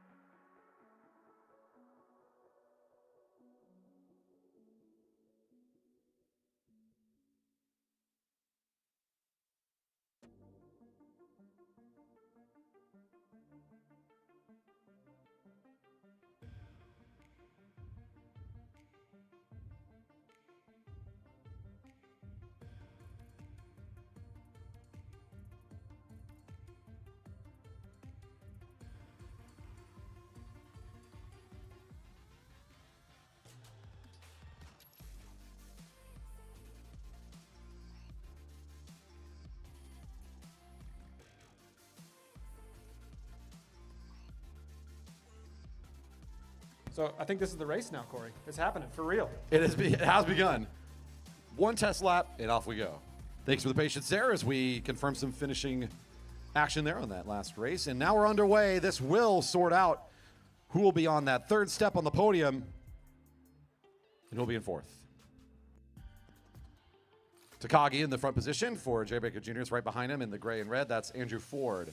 What I loved about this sprint tournament today for the junior men is it has been very well contested. Once we got out of the quarterfinal rounds, the semis all went to best of threes. So it was a lot of racing, a lot of riding, and a lot of contests going on for these riders. They really showed up to compete in great fashion, and it's been a really great show, a really fun morning session watching them get to this point in qualifying, and then here we get to watch finally this third ride to settle what has been a really good series for both of these competitors.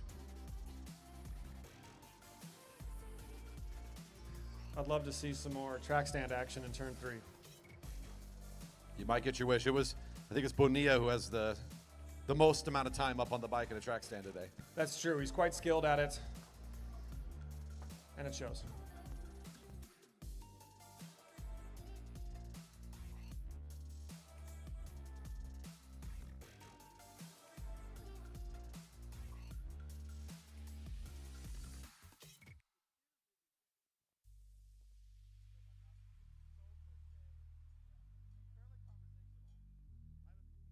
One to go. Bell's ringing. Takagi watching and waiting. He'll get things started here. Initiating the speed from the front. Ford has got a really good position, though. That's a great gap. If he can use that into turn 3, he should be able to still challenge well here. Ford hitting the corner at good speed. Nice acceleration around the corner here to Ford. Ooh. Takagi in the sprinter's lane. Ford. Takagi. Oh, my goodness. Right to the line. I think that's going the way of 11 by my eye test there. We need confirmation. Whoa.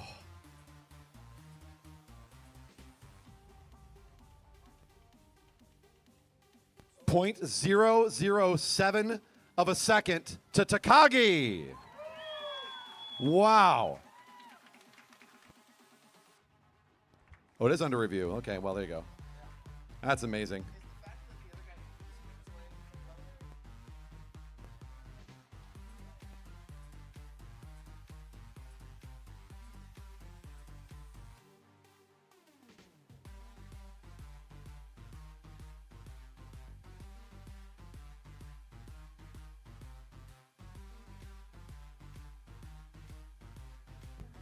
We have one rider on track, be aware.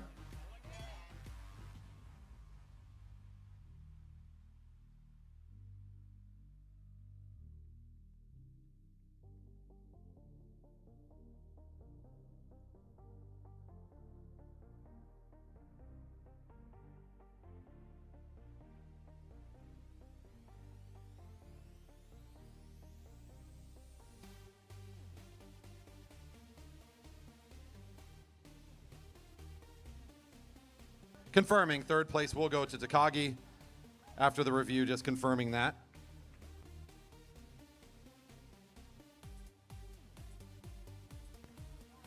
There will be an official's warning on the record for number 5, Andrew Ford, for entering the sprinter's lane there at the end of the sprint. What a great contest that was, .007. Oh, the juniors delivered today. What a fun day of racing. We've got ourselves some podiums upcoming. We'll do some medal ceremony action here in just a little bit. And that'll be our last official event of the evening. Medal ceremony outside the track. Give me just a moment for our transition. We'll get ready for that. Riders, please be prepared to be called up for the podium. Our medal ceremony for the remaining events outside the track happening in a few minutes. Thank you.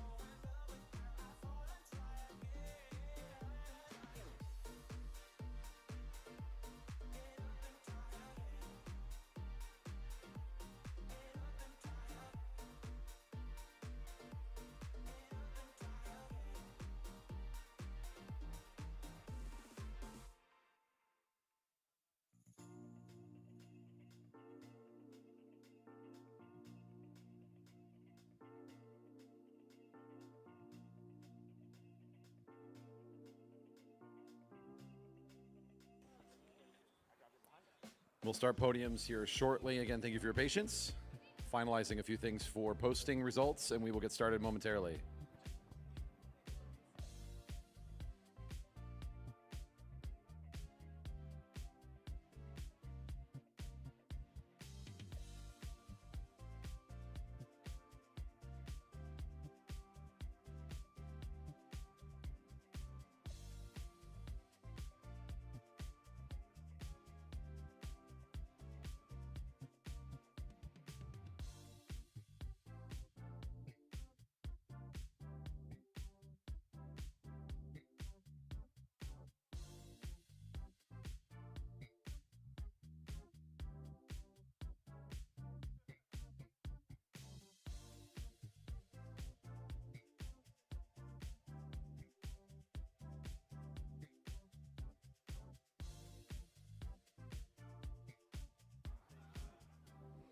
The delay is due to some ongoing protests during both of the international Omniums, actually. So we are resolving those protests. We cannot proceed.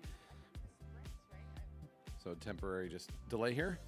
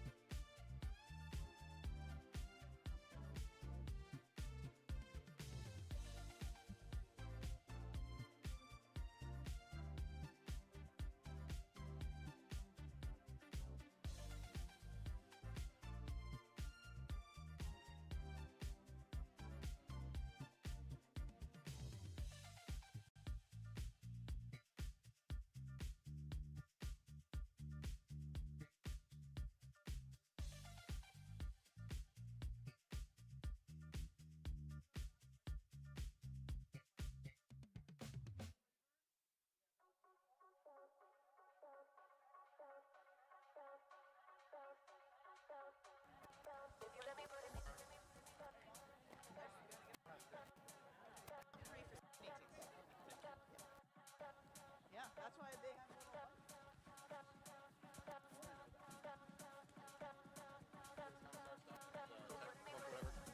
I didn't read because I didn't get it.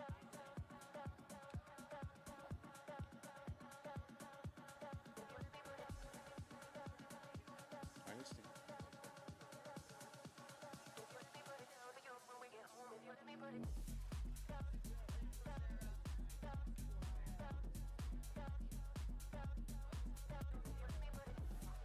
Junior women, we will do your podiums now. Your top three for the junior women's sprint tournament. Top three. In third place in the bronze medal for Rancho Palos Verdes racing team, Sarah Vargas.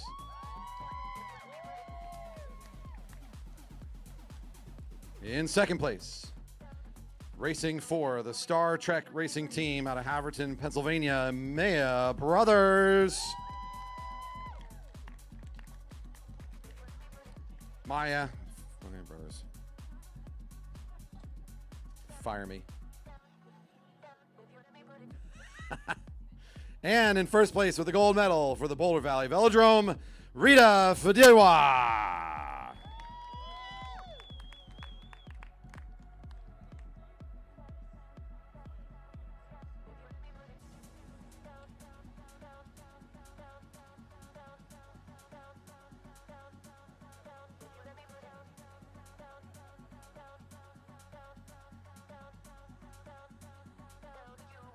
And once again, presenting your junior women champions in the sprint tournament.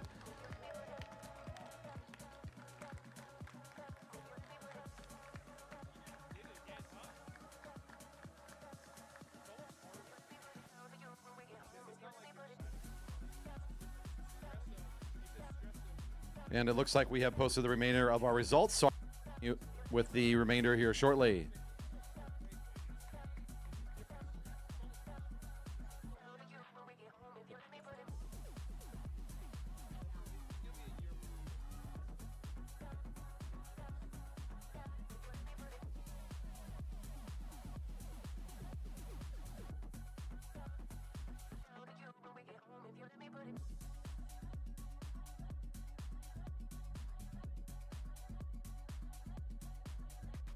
I misunderstood the posting on the website. Never mind.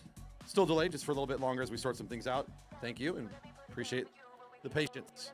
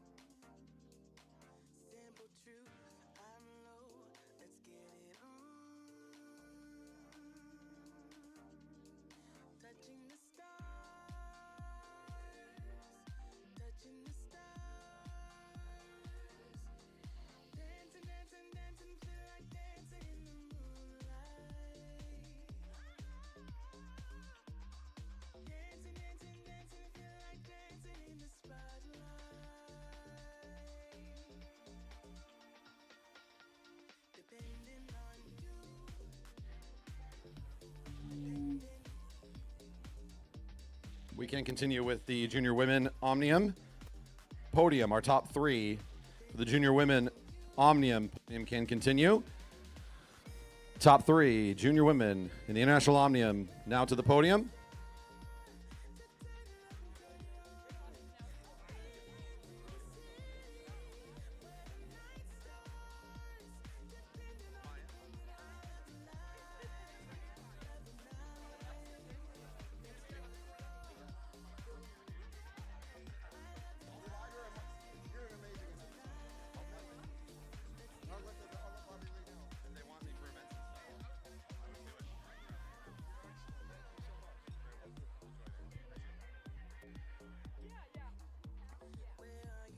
All right, let's call up our top three here for the women in this International Omnium. In third place and a bronze medal for the SDPC powered by Boeing Law Group, Ere Chen.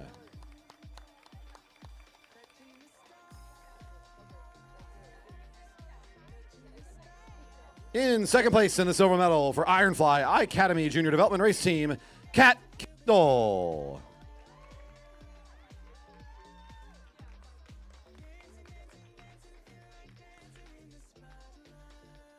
And your international junior women champion in the gold for Edge Cycling, Regan Patashall.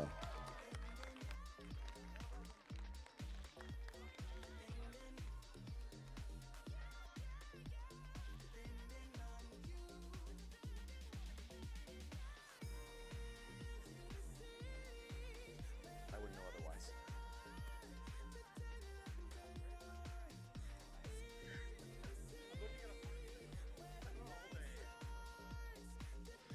And presenting once again your champions for the Junior Women International Omnium.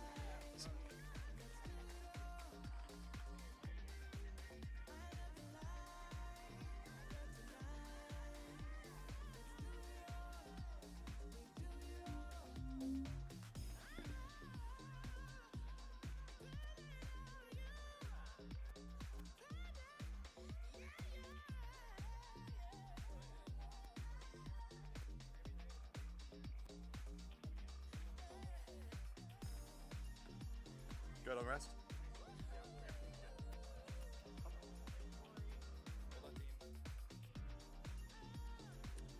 Let's do the rest of our podiums. Junior 15 to 18 men sprint tournament top three to the podium. Junior men 15 to 18 top three to the podium.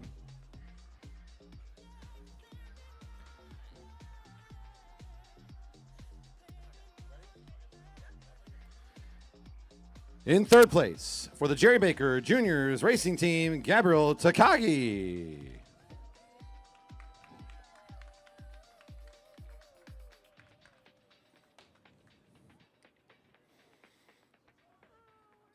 In second place, in the silver medal, for the Jerry Baker Junior Race Team, J.C. Pyle.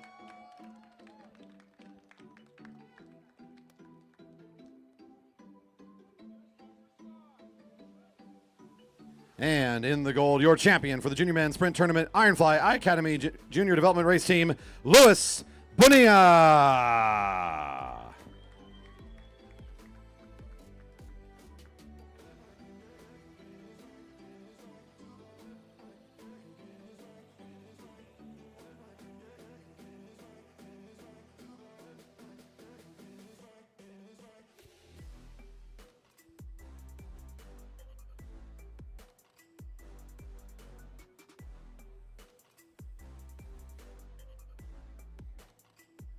And presenting your 2024 Junior Men 50 through 18 Sprint Champion.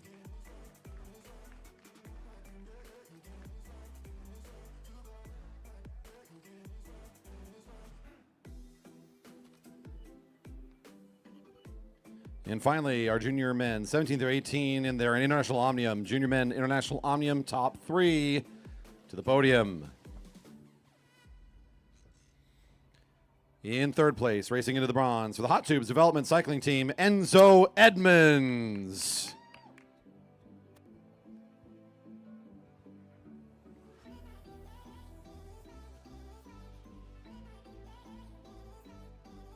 In the second place, for the silver medal, Fenton Balfus.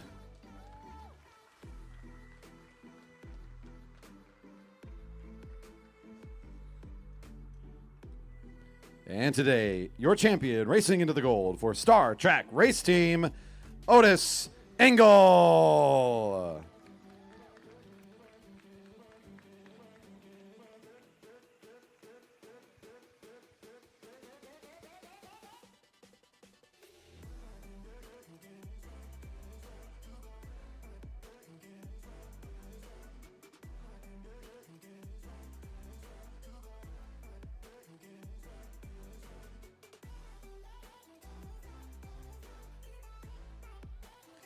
And once again, presenting your 2024 Junior Men 70-18 International Omnium Champions.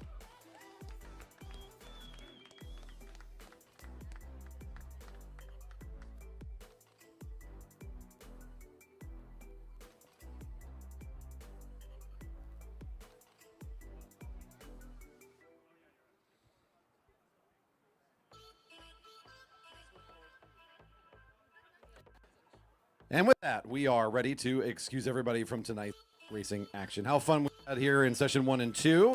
We start up the racing again tomorrow. Friday morning is a 10 o'clock start for session 3. And once again, Friday night starting at 6 tomorrow. Looking forward to more fantastic racing here. We're going to see more from these great juniors tomorrow. Again, our first session at 10.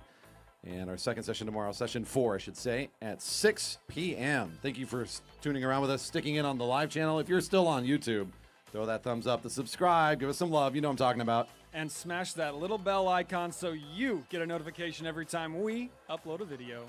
All right, now we're doing the taglines right.